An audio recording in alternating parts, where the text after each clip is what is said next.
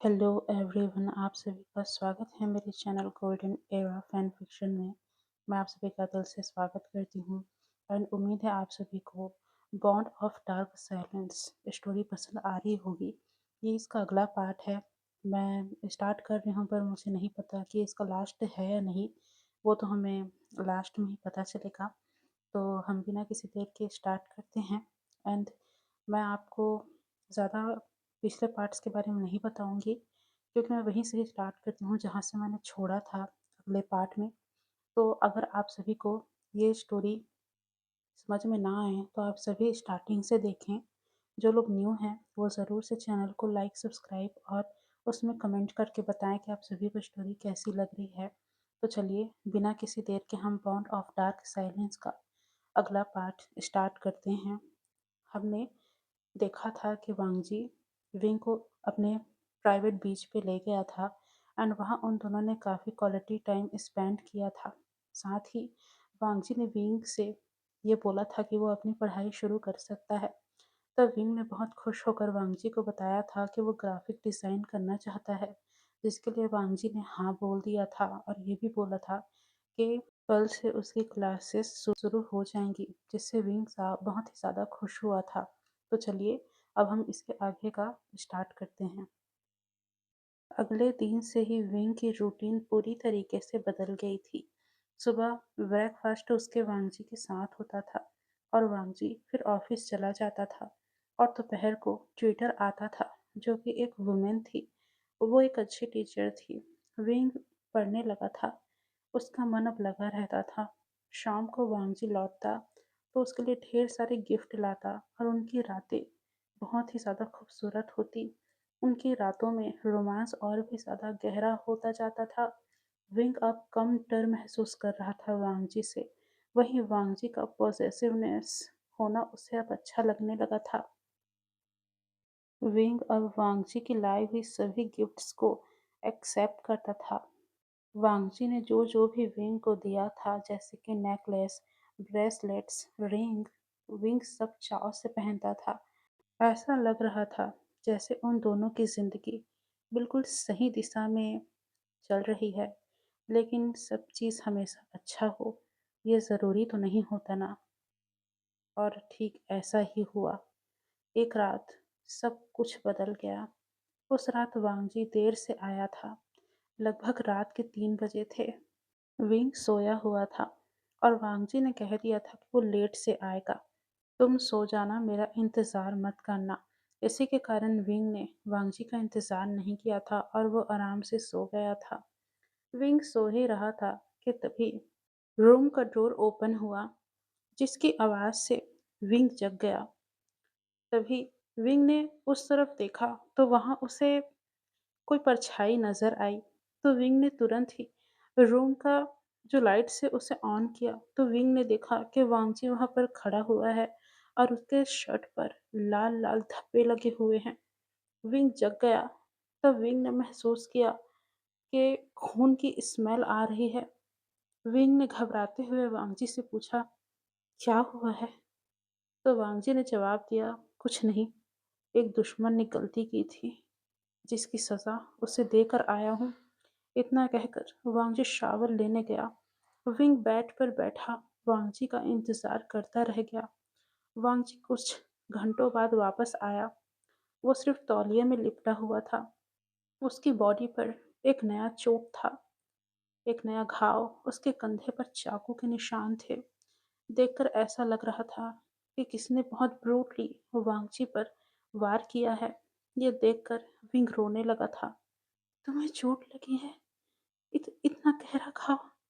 तभी वांगजी ने विंग को देखते हुए कहा, बस छोटा सा है बाबे, डरने की बात नहीं। वांगजी ने विंग को बाहों में ले लिया और कहा, डरो मत। लेकिन विंग बहुत ही ज्यादा डर गया था। ये ये सब कब खत्म होगा? मुझे ये सब पसंद नहीं वांगजी। तभी वांगजी ने जवाब दिया, ये कभी खत्म नहीं होगा। ये मेरी दुनिया है और इसमें मैं अपनी मर्जी से आया हूँ। इस दुनिया में हम आ तो सकते हैं विंग, लेकिन जा नहीं सकते। ये सुनकर विंग कुछ कहने लायक ही नहीं बचा। उस रात वांगजी ने विंग को बहुत प्यार किया, बहुत ज़्यादा। ऐसा लग रहा था जैसे कि वो आखिरी बार हो। विंग भी रोते हुए वांगजी के प्यार का जवाब देता रहा। विंग बहुत डर रहा था और वहीं आज विंग को ऐसा लग रहा था जैसे वांगजी भी डरा हुआ है। सुबह हुई तो वांगजी ने कहा, मैं कुछ दिनों के लिए बाहर जा रहा हूँ, बिजनेस टूर पर। तुम घर में रहो और तुम्हारे साथ गार्ड्स रहेंगे। इस बात पर विंग घबरा गया और पूछा, कितने दिनों के लिए जा रहे हो? और मैं भी चलूँ ना तुम्हारे साथ? मैं यहाँ अकेले क्या करूँगा? इस पर वांगजी ने कहा, नहीं, तुम यहीं रहो और मैं ज़्यादा दिनों के लिए नहीं जा रहा हूँ, लगभग 1 हफ्ते के लिए ही जा रहा हूँ, बहुत जल्दी आ जाऊँगा। इतना कहकर वांगजी चला गया और विंग वहाँ अकेला रह गया। पहली बार इतने दिनों तक वो अकेला रहने वाला था। वांगजी से विंग की बात फ़ोन में होती, लेकिन बहुत ही ज़्यादा कम, क्योंकि विंग अब पढ़ाई करता था और वांगजी उसे देखकर ऐसा लगता था कि वो बहुत ज़्यादा बिज़ी है। विंग घर में घूमता, लेकिन उसकी रातें खाली लगती। वांगजी की उसको आदत हो गई थी। वांगजी की वो नर्म बाहें, वो उसे मिस करने लगा था। अब लगभग वांगजी को गए पूरे 5 दिन बीत गए थे, लेकिन 5वें दिन एक पैकेज आया जिसको वांगजी ने ही विंग के लिए भेजा था। विंग ने उसे खुशी-खुशी ओपन किया तो उसके अंदर एक नई रिंग थी, वो भी डायमंड की, और एक लेटर था। उसमें लिखा था, मैं तुम्हें बहुत मिस कर रहा हूँ और यहाँ तुम्हारे बिना एक-एक पल गुज़ारना मेरे लिए बहुत मुश्किल है। मैं बहुत ही जल्दी आऊँगा और तुम मेरे हो हमेशा-हमेशा के लिए। ये देखकर विंग के चेहरे पर एक खुशी की लहर दौड़ गई और साथ ही उसकी आँखों में वांगजी के याद में आँसू भी आ गए। विंग ने रिंग पहनी और वो बहुत रोया। अब लगभग 7वें दिन आधी रात हो चुकी थी और वांगजी आधी रात में वापस लौटा। वांगजी ने देखा कि विंग सो रहा है और दरवाज़ा रूम का खुला हुआ था। वांगजी बेडरूम में घुसा और विंग को अपनी बाहों में ले लिया। उसने उसके कानों में फुसफुसाते हुए कहा, मैंने तुम्हें बहुत मिस किया बाबे।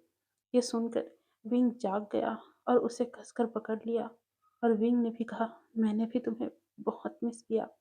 ये सुनते ही वांगजी विंग को किस करने लगा, बिल्कुल एक भूखे भेड़िए की तरह। लेकिन उसमें कोई क्रूरता नहीं थी, बस प्यार था। और फिर उनकी रात जुनून से भर गई। सुबह विंग ने पूछा, तुम्हारा टूर कैसा रहा? तभी वांगजी ने स्माइल करते हुए कहा, खतरनाक, लेकिन सब ठीक था। इस बात पर विंग के चेहरे के रंग तो थोड़े से उड़ गए थे और इस बात पर वांगजी हंसा और कहा, डरने की बात नहीं, मैं तो बस तुम्हारे मजे ले रहा था। और विंग ने मुंह फुलाया और वांगजी ने उसे अपनी बाहों में खींच लिया और कहा, तुम भी ना बाबे, क्या करते हो? और वो दोनों फिर से अपनी जिंदगी में नॉर्मल हो गए। दिन फिर से बहुत ही खूबसूरती से बीत रहे थे, लेकिन अब विंग पूरी तरह वांगजी का हो चुका था। वो बाहर जाता तो शॉपिंग, डिनर होता, बट हमेशा उसके साथ गार्ड्स रहते। वांगजी का फ़ोन उसे हमेशा ट्रैक करता, लेकिन विंग को अब इस बात का बुरा नहीं लगता था। वो खुश था, वो प्यार में डूब चुका था वांगजी के। विंग को वांगजी का साथ अब और भी प्यारा लगने लगा था। वांगजी की बातें, वांगजी का उससे बात करना, उसका एक-एक शब्द विंग के दिल में घर कर जाता। विंग को वांगजी के लिए धीरे-धीरे काफ़ी ज़्यादा गहरा प्यार महसूस होने लगा था। जब भी विंग वांगजी को अपने करीब महसूस करता, तो उसके दिल में तितलियाँ उड़ने लगती थी। ये एक अलग सा एहसास विंग के दिल को और रोमांच से भर देता था, जो वो वांगजी के साथ बखूबी निभाता था। जब भी वांगजी उसके करीब आता, तो विंग अपनी बाहें खोल देता और पूरी तरीके से वांगजी को खुद को सौंप देता, जिससे वांगजी भी विंग को टूट कर प्यार करता था। और ऐसे वो दोनों एक दूसरे में मिल जाते थे, जैसे कल उनके लिए हो ही नहीं, बस आज ही उनके लिए सब कुछ हो। अब एक शाम वांगजी ने विंग से कहा कि एक और पार्टी है, इस बार उसमें मेरे कुछ खास दोस्त आएंगे बाबे, और मैं चाहता हूँ कि तुम भी मेरे साथ चलो। विंग ने पहले तो सोचा, फिर उसने हाँ में सिर हिला दिया। विंग तैयार हुआ। पार्टी एक प्राइवेट विला में थी। लोग वहाँ कम थे, लेकिन जितने भी लोग वहाँ शामिल थे, वो बहुत ही ज़्यादा डरावने थे, बिल्कुल माफिया की तरह। सब वांगजी को रिस्पेक्ट देते थे और विंग ये सब देखकर बहुत ही ज़्यादा अनकंफर्टेबल फील कर रहा था, क्योंकि वहाँ वांगजी को छोड़कर सब उसे डरावने लग रहे थे। एक आदमी उन दोनों के पास आया। उसने विंग को छुआ, डायरेक्ट कंधे पर, और उसे कहा, तुम बहुत सुंदर हो, लैंसर के पार्टनर हो ना?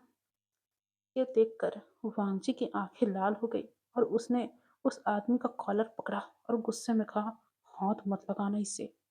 वांगजी की आवाज में मौत साफ झलक रही थी। वो आदमी डर से कांप गया और माफी मांगने लगा।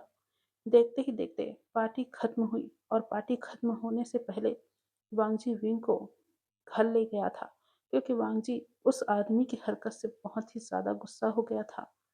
वो दोनों जब घर जा रहे थे, तब वांगजी कार में बिल्कुल चुप था। जब वो दोनों घर पहुंचे, तो वांगजी घसीटते हुए विंग को कमरे में ले गया और उसे ऊपर से लेकर नीचे तक घूरते हुए गुस्से में कहा, उसने तुम्हें छुआ? उसकी हिम्मत कैसे हुई तुम्हें छूने की? उसने तुम्हें क्यों छुआ? इस बात पर विंग ने घबराते हुए कहा, "वांगजी, वो उसने गलती से छुआ होगा, बस कंधे में ही तो छुआ।" ये सुनकर वांगजी ने विंग को दीवार से सटा दिया और गुस्से में कहा, कोई भी तुम्हें नहीं छुएगा, न जानबूझ के और न गलती से। उस कमीने को तो मैं कल मौत के दर्शन करवाता हूँ। इतना कहकर वांगजी ने विंग का गला पकड़ा और कहा, तुम भी किसी के पास अगर मुझे भटकते नजर आए ना, तो मुझसे बुरा कोई नहीं होगा। वांगजी ने गुस्से में विंग का गला बहुत ही ज्यादा बुरी तरीके से दबा दिया था, जिससे विंग की सांसें अब फूलने लगी थी। वांगजी विंग को छोड़ ही नहीं रहा था। वांगजी की आंखें गुस्से में लाल हो गई थी। विंग ने बहुत कोशिश की और किसी तरीके से वांगजी को छुड़ाया और विंग नीचे गिर गया। तभी विंग ने बोला, तुम पागल हो गए हो क्या? क्या कर रहे हो? मार डालोगे मुझे? तभी वांगजी ने विंग के बालों को पकड़ा और कहा, तुम्हें बहुत मजा आ रहा था जब उसने तुम्हें छुआ? हाँ, तभी तुम मुझे उसकी तरफदारी करते हुए दिख रहे हो। नहीं तो तुम्हें तो गुस्सा होना चाहिए था। इस पर विंग ने कहा, नहीं नहीं, ऐसा कुछ नहीं है वांगजी। पर वांगजी ने विंग की एक भी नहीं सुनी और उसे बेड पर पटकते हुए उसके ऊपर आते हुए कहा, मुझे बिल्कुल पसंद नहीं कि कोई मेरे चीज को हाथ लगाए। यह कहकर वांगजी ने बहुत ही ज्यादा ब्रूटली विंग के कपड़े फाड़े और विंग के साथ फोर्सफुली इंटीमेट होने लगा था। विंग बहुत ही ज्यादा दर्द में था और वांगजी के सिर पर उसका पॉजेसिवनेस हावी हो गया था। वो गुस्से में बहुत ही ज्यादा खूंखार लग रहा था और वहीं विंग रो रहा था, लेकिन वांगजी वो फिर भी नहीं रुका। वांगजी ने जब विंग को पूरी तरीके से तोड़ मरोड़ दिया, तब वांगजी थोड़ा शांत हुआ। वांगजी विंग के ही ऊपर लेटा हुआ था। वांगजी का सिर विंग के गले के पास था। जब वांगजी अपनी गहरी गहरी सांसों में बिजी था, तब वांगजी के कानों में विंग के सिसकने की आवाज आई। जब वांगजी ने अपना सिर ऊपर उठाया, तो उसने जो देखा उसका दिल टूट गया। विंग की आंखें लाल हो चुकी थी और विंग का चेहरा पूरा पीला पड़ा हुआ था। उसके आंखों से अनगिनत आंसू बहकर सूख चुके थे। वांगजी वांगजी ने जब ये सब देखा, तो वांगजी के भी आंखों से आंसू निकल पड़े। वांगजी ने खुद को कोसा कि उसने आखिरकार ये क्या कर डाला। वांगजी का दिल चीख चीख कर उसे गालियां दे रहा था। वांगजी ने अपना हाथ आगे बढ़ाया और विंग के गालों तक ले गया और हल्की आवाज में कहा, विंग, माफ करना। जैसे ही विंग ने सुना कि वांगजी उससे माफी मांग रहा है, विंग का सबर फूट पड़ा और वो बहुत ही ज्यादा चिल्ला चिल्ला कर रोने लगा। ऐसा लग रहा था जैसे विंग रुका हुआ है, वो अपने दर्द को रोके हुए है कि वांगजी के इस हरकत ने उसे कितना तोड़ दिया है। जब विंग की चीखें वांगजी के कानों तक पड़ी, तो वांगजी को ऐसा लगा जैसे उसके शरीर से आत्मा बाहर आ गई हो। वांगजी ने विंग को संभालने की कोशिश की, लेकिन विंग वो संभल नहीं रहा था। वो वांगजी से दूर जा रहा था, पर वांगजी को ये मंजूर नहीं था। वांगजी ने उसे खींचा और अपनी गोद में बैठा लिया। उसने विंग को पीछे से हक किया और उसके गले पर किस करते हुए माफी मांगने लगा, पर विंग उसकी सिसकियां बंद नहीं हो रही थी। ये देखकर वांगची भी रोने लगा और वांगची ने रोते हुए कहा, विंग मुझे माफ कर दो, माफ कर दो। मैं बहुत गुस्से में था। मैं तुम्हें खोना नहीं चाहता था। मुझे ऐसा लगा जैसे जैसे तुम मुझसे दूर जा रहे हो, इसीलिए मैं ऐसा करता हूँ। मेरे गुस्से पर मैं कंट्रोल नहीं कर पाता। मुझे माफ कर दो, मुझे माफ कर दो विंग।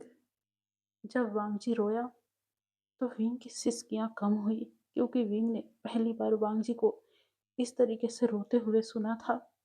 विंग ने किसी तरीके से खुद को संभाला और वांगजी के हाथ जो उसकी कमर पर थे उसे पकड़ते हुए कहा, मैं मैं कहीं नहीं जाऊंगा। हाँ, आपको ऐसा क्यों लगता है? मैंने उसकी तरफदारी नहीं की। हाँ, जब उसने मुझे छोड़ा तो मुझे भी अजीब लगा, पर मैं वहाँ पर शांत इसलिए था क्योंकि मुझे पता था कि आप सब संभाल लेंगे। आप ऐसा क्यों सोचते हैं कि मैं आपको छोड़ के चला जाऊँगा? मैं आप ही का हूँ और आप ही का ही रहूँगा। तो आप ये सब सोचना बंद कीजिए। मैं कहीं नहीं जाऊँगा। वांगजी ने जब विंग की इन बातों को सुना तो वांगजी को बहुत ज़्यादा पछतावा हुआ और वो और ज़्यादा रोने लगा था। वो रोते हुए कंटिन्यूअसली विंग को सॉरी बोल रहा था। तभी विंग वांगजी की तरफ पलटा और उसके चेहरे को पकड़कर किस किया और कहा, आपको सॉरी बोलने की ज़रूरत नहीं, मैं समझ रहा हूँ, पर आप ऐसा दोबारा मत करना। मुझे बहुत दर्द होता है। इस बात पर वांगजी ने हाँ में सिर हिलाया और वांगजी ने डीपली विंग को किस किया और विंग ने भी वांगजी का साथ दिया। वांगजी ने विंग को कसकर गले लगाया और विंग की आह निकल गई, क्योंकि वांगजी ने बहुत ब्रूटली विंग को कई जगह पर काटा था। यह देखकर वांगजी ने फिर से विंग से माफी मांगी और विंग ने उसे माफ कर दिया है ये कहा। अब वांगजी ने विंग को गोद में उठाया और उसे शावर लेने में मदद की। उसे उसने अच्छे से शावर दिलाया, उसके जख्मों पर दवा लगाई और उसे दवा भी दिया ताकि विंग को दर्द कम हो, और वो विंग को लेकर आराम से सो गया। वो विंग की कमर को सहला रहा था, क्योंकि उसे पता है कि विंग को काफ़ी ज़्यादा दर्द महसूस हुआ था। अब विंग वांगजी की बाहों में आराम से सो गया था, पर विंग उसे अभी भी थोड़ा डर लग रहा था, क्योंकि वांगजी जब गुस्से में होता है तो वो काफ़ी ज़्यादा खूंखार हो जाता है। ये विंग को अब पता चल गया था। इन सब चीज़ों में उनका रिश्ता और भी ज़्यादा गहरा हो गया था, लेकिन विंग को अभी भी डर लग रहा था। पर डर से ज़्यादा प्यार विंग पर हावी हो रहा था। विंग ने ये एक्सेप्ट कर लिया था कि ये कैद है, लेकिन ये कैद कोई मामूली नहीं, बल्कि प्यार वाली कैद है। वांगजी का अंधेरा उसे अपनी ओर खींच रहा था और वो उसमें अपनी मर्जी से डूबता भी जा रहा था। सुबह की पहली किरण मैंशन की बड़ी खिड़कियों से अंदर आ रही थी, लेकिन कमरे में अभी भी हल्का अंधेरा था। पर्दे पूरी तरह नहीं खुले थे और विंग की आंख धीरे धीरे खुल रही थी। वो बेड के बीच में लेटा था। चादरें उसके बदन पर खूबसूरती से लिपटी हुई थी। उसके शरीर में वो मीठी थकान थी जो पिछले कुछ हफ्तों से हर सुबह विंग को महसूस होती थी। वहीं वांगजी की बगल की जगह खाली थी, लेकिन पिलो पर वांगजी की खुशबू अभी भी बाकी थी, महंगे परफ्यूम की और अल्फा की वो मजबूत और गहरी स्मेल जो विंग को अब अपनी लगने लगी थी। विंग ने करवट बदली और पिलो को सीने से लगा लिया। कल रात फिर वैसी ही थी, शुरू में नरमी, फिर जुनून से भरी हुई और फिर वांगजी का वो पॉसेसिवनेस से भरा हुआ पकड़। जब विंग उसमें फंसता तो वांगजी उसे छोड़ता ही नहीं था। वांगजी ने पार्टी वाली घटना का बदला लिया था। उसने उस आदमी को मार दिया था। लौटकर उसने विंग को बाथरूम में ले जाकर नहलाया था। जब वांगजी ने ये सब अचानक से किया, तो विंग ने पूछा कि वो ये सब क्यों कर रहा है, विंग तो नहा चुका है। तभी वांगजी ने बताया था कि उस इंसान ने तुम्हें जब छुआ था, तो ये बात मेरे ज़हन से नहीं निकल रही है, इसलिए मैं जो कर रहा हूँ वो मुझे करने दो। ये सुनकर विंग चुप हो गया था और वांगजी ने विंग को बहुत ही ज़्यादा घिस-घिस कर नहलाया था। और जब उसका मन नहीं भरा था, तो वो विंग को वैसे ही ले आया था और उसे बेड पर लिटाकर घंटों प्यार किया था।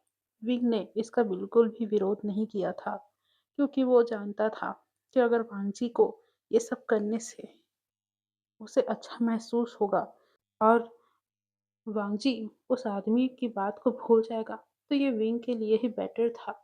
इसलिए विंग ने भी वांगजी का साथ दिया था। और विंग वो जानता था कि वांगजी का गुस्सा ही उसके प्यार करने का तरीका है। इसलिए विंग ने उस पल को भी एक्सेप्ट किया था। उनके बीच वो इंटीमेसी काफ़ी लंबी चली थी। जब ये सब खत्म हुआ, तो विंग उठा और वो बाथरूम में गया और वहाँ शावर लिया, एक लंबा शावर। पानी गर्म था और विंग के बॉडी पर जो निशान थे, वो काफ़ी ज़्यादा गहरे थे। जब पानी विंग के बॉडी के निशान पर गिरता, तो उसे हल्का सा जलन होता था। गर्दन पर, कंधों पर, कमर पर, हर जगह वांगजी के दांतों और होठों के निशान थे। वो आईने में खुद को देखता रहा। उसका चेहरा अब पहले से ज़्यादा चमकदार था, क्योंकि उसे अच्छा खाना और केयर और साथ ही वो प्यार मिल रहा था, जिसकी उसे ज़रूरत थी। लेकिन उसकी आँखों में एक उदासी थी, जो कभी नहीं जाती थी। विंग ने कहा, मैं अब उसका हूँ, उसका पूरी तरीके से हो चुका हूँ। विंग ने खुद को देखते हुए आईने में कहा, नेकलेस, रिंग्स, ब्रेसलेट्स सब सोने और हीरे के हैं, लेकिन मुझे ये जंजीर जैसा महसूस होता है। पर ये तो उसका प्यार है ना, फिर मुझे कैद क्यों महसूस होता है? विंग ये सब सोच रहा था, पर वो सोच के करता भी क्या? विंग ने जल्दी-जल्दी शावर लिया और फिर रेडी होकर नीचे आया, तो देखा कि डाइनिंग टेबल पर ब्रेकफास्ट लगा हुआ है। वांगजी बैठा वहीं पर कॉफ़ी पी रहा है। वो उसने ब्लैक शर्ट पहन रखी थी और उसके स्लीव्स फोल्ड थे। विंग वांगजी को देख रहा था और जब वांगजी को महसूस हुआ कि उसकी ओमेगा आ गई है, तो उसने उसकी तरफ पलट के देखा। विंग बहुत ही खूबसूरत लग रहा था। उसने वाइट शर्ट पहन रखी थी और उसके बाल अभी भी गीले थे, जिसमें से थोड़ा-थोड़ा पानी विंग के चेहरे से सरकता हुआ उसके गर्दन में जा रहा था। वांगजी ने विंग को देखा और विंग को देखकर वांगजी मुस्कुराया। विंग ने देखा वांगजी की वो स्माइल, जो बहुत ही ज़्यादा रेयर थी और सिर्फ उसके लिए थी। तभी वांगजी ने मुस्कुराते हुए कहा, गुड मॉर्निंग बेबी। इस बात पर विंग शर्मा गया और शर्माते हुए गुड मॉर्निंग का जवाब दिया। और फिर वो पास आया और पास वाली कुर्सी पर ही बैठ गया, यानी कि वांगजी के बगल वाली कुर्सी पर ही बैठ गया। वांगजी ने उसके प्लेट में खुद ही फ्रूट्स और पैनकेक्स डाले और कहा, खाओ, कल रात तुम थक गए होगे ना। वांगजी की आंखों में ये कहते वक्त शरारत थी। ये देखकर विंग का चेहरा लाल हो गया और उसने कहा, तुम हमेशा ही ऐसा करते हो, तुम ऐसा क्यों बोलते हो? तभी वांगजी ने कहा, क्यों, सच तो कहा है, ये झूठ तो नहीं है ना। ये कहते हुए वांगजी ने उसका हाथ पकड़ा और उसकी उंगलियों पर किस किया। फिर उसके बाद उन दोनों ने अपना ब्रेकफास्ट शुरू किया। ब्रेकफास्ट खत्म हुआ तो वांगजी ने कहा, आज तुम्हारी क्लास नहीं है, ट्यूटर छुट्टी पर है, मैंने उसे छुट्टी दी है, तुम मेरे साथ चलो। तभी विंग ने कहा, कहाँ जाना है? तो वांगजी ने कहा, ज़्यादा सवाल नहीं, सरप्राइज है तुम्हारे लिए, जाओ रेडी हो जाओ।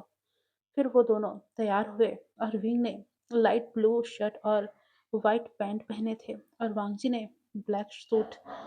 वो दोनों कार में बैठे और निकल गए। आज स्पोर्ट्स कार थी उनकी, रेड कलर की। वो दोनों शहर से बाहर निकले। रास्ते में वांगजी ने म्यूजिक ऑन किया और वो एक सॉफ्ट चाइनीज सॉन्ग थी, विंग खिड़की से बाहर देख रहा था। 1 घंटे बाद वो दोनों एक हिल स्टेशन जैसी जगह में पहुंचे। वहां एक प्राइवेट विला था।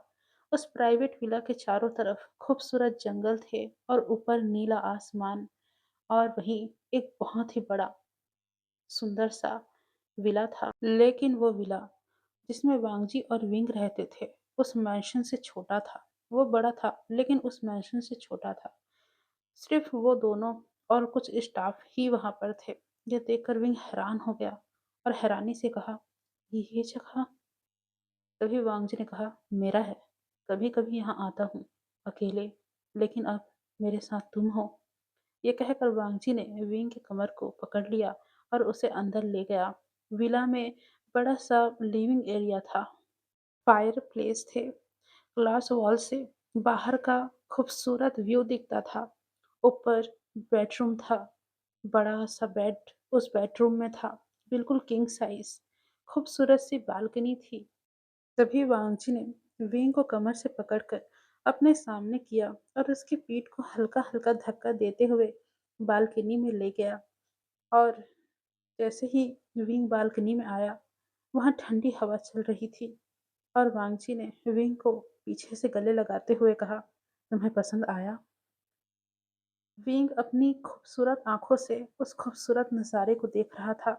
नीला आसमान, उस नीले आसमान में खूबसूरत सफेद मोतियों की तरह चमकते बादल, और नीचे हरा भरा एरिया जहाँ पर सिर्फ पेड़ पौधे, खूबसूरत फूल थे और ठंडी हवा जो दिल को छू जाए। विंग ने एक गहरी सांस ली और मुस्कुराते हुए कहा, बहुत पसंद आया। विंग ने वांगजी के गले लगकर उसे थैंक यू कहा।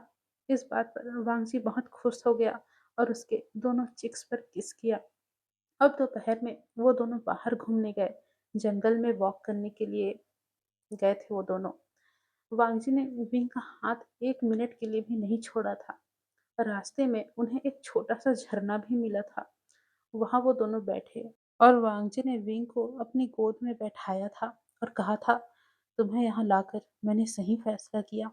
तभी विंग ने वांगजी के हाथों को पकड़ते हुए कहा, हाँ, मुझे यहाँ अच्छा लग रहा है। ये सुनकर वांगजी को खुशी हुई और वांगजी ने विंग के होठों पर किस किया, हल्का सा। फिर देखते ही देखते उनका किस और ज्यादा गहरा हो गया। वांगजी के हाथ विंग के कमर पर फिसले और विंग ने उसने रोकने की कोशिश की। उसने कहा, कोई देख लेगा। लेकिन वांगजी ने कहा, यहाँ कोई नहीं है, सिर्फ हम हैं और झरने की आवाज। तो क्या मैं कर सकता हूँ? ये कहकर वांगजी ने अपनी गहरी आंखों से विंग को देखा और विंग को ऐसा लगा कि वो वांगजी को मना नहीं कर सकता। और विंग ने अपना सिर नीचे झुका लिया, जिसे वांगजी ने हाँ समझा। और वहां उनकी इंटीमेसी शुरू हुई, नेचर के बीच में, ओपन। विंग पहली बार इतना फ्री फील कर रहा था। वो पल वो काफी खूबसूरती से उनका बीता था। शाम को वो दोनों विला में डिनर कर रहे थे। स्टाफ ने कैंडल लाइट डिनर सेट किया था। वहाँ पर वाइन भी थी और वो दोनों वहाँ पर अपनी कुछ कुछ बातें कह रहे थे। और वांगजी ने भी अपने बारे में और अपने बचपन के बारे में बताया कि उसका बचपन किस तरीके से मुश्किलों में बीता था। कैसे वो काफ़ी स्ट्रगल करने के बाद इस दुनिया में माफिया बना, और किस तरीके से माफिया बनने के बाद भी उसकी ज़िंदगी काफ़ी ज़्यादा मुसीबतों से भरी रही। और आज भी उसकी ज़िंदगी में कभी ना कभी कोई ना कोई मुसीबत आ जाती है। वांगजी ने कहा, मैंने कभी किसी पर भरोसा नहीं किया, लेकिन तुम तुम सबसे अलग हो विंग। मेरा मन करता है कि मैं तुम पर बहुत भरोसा करूं। मैं खुद को तुम्हारे हवाले कर दूं, तुम्हारी गोद में सिर रखकर चैन की नींद सोऊं। जब भी मैं तुम्हारे पास होता हूँ मुझे बहुत सुकून मिलता है। तुम पे भरोसा करना मुझे अच्छा लगता है और मैं तुम पर भरोसा करता भी हूँ। एक क्रूर माफिया जिसने कभी नहीं सोचा था कि वो किसी पे भरोसा करेगा, वो तुम पर भरोसा कर रहा है। जो इस माफिया की जान है, तुम मेरे लिए सब कुछ हो विंग। ये सुनकर विंग की आंखें नम हो गई और विंग ने कहा, पहले मैं तुमसे बहुत डरता था, शुरू में, अब भी थोड़ा सा डरता हूँ, लेकिन अब मेरी डर से ज़्यादा तुम्हारे लिए मेरा प्यार हावी हो चुका है। मुझे समझ में नहीं आता कि मैं कैसे अपने प्यार का भरोसा आपको दिलाऊं, पर ये बिल्कुल सच है कि मेरी ज़िंदगी में आपके अलावा कोई नहीं था, और जब आप मेरी ज़िंदगी में आ चुके हैं, तो अब आपके अलावा भी मेरी ज़िंदगी में कोई नहीं होगा, कोई भी नहीं। आप आखिरी हैं।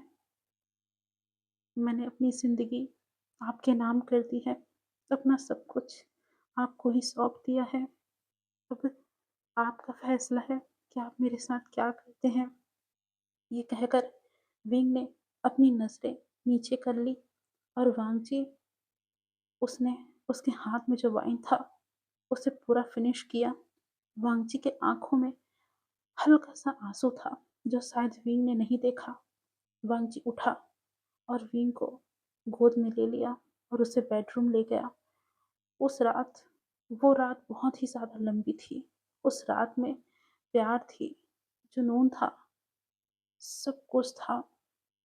वांगजी रुक नहीं रहा था और विंग उसे रोकना नहीं चाहता था।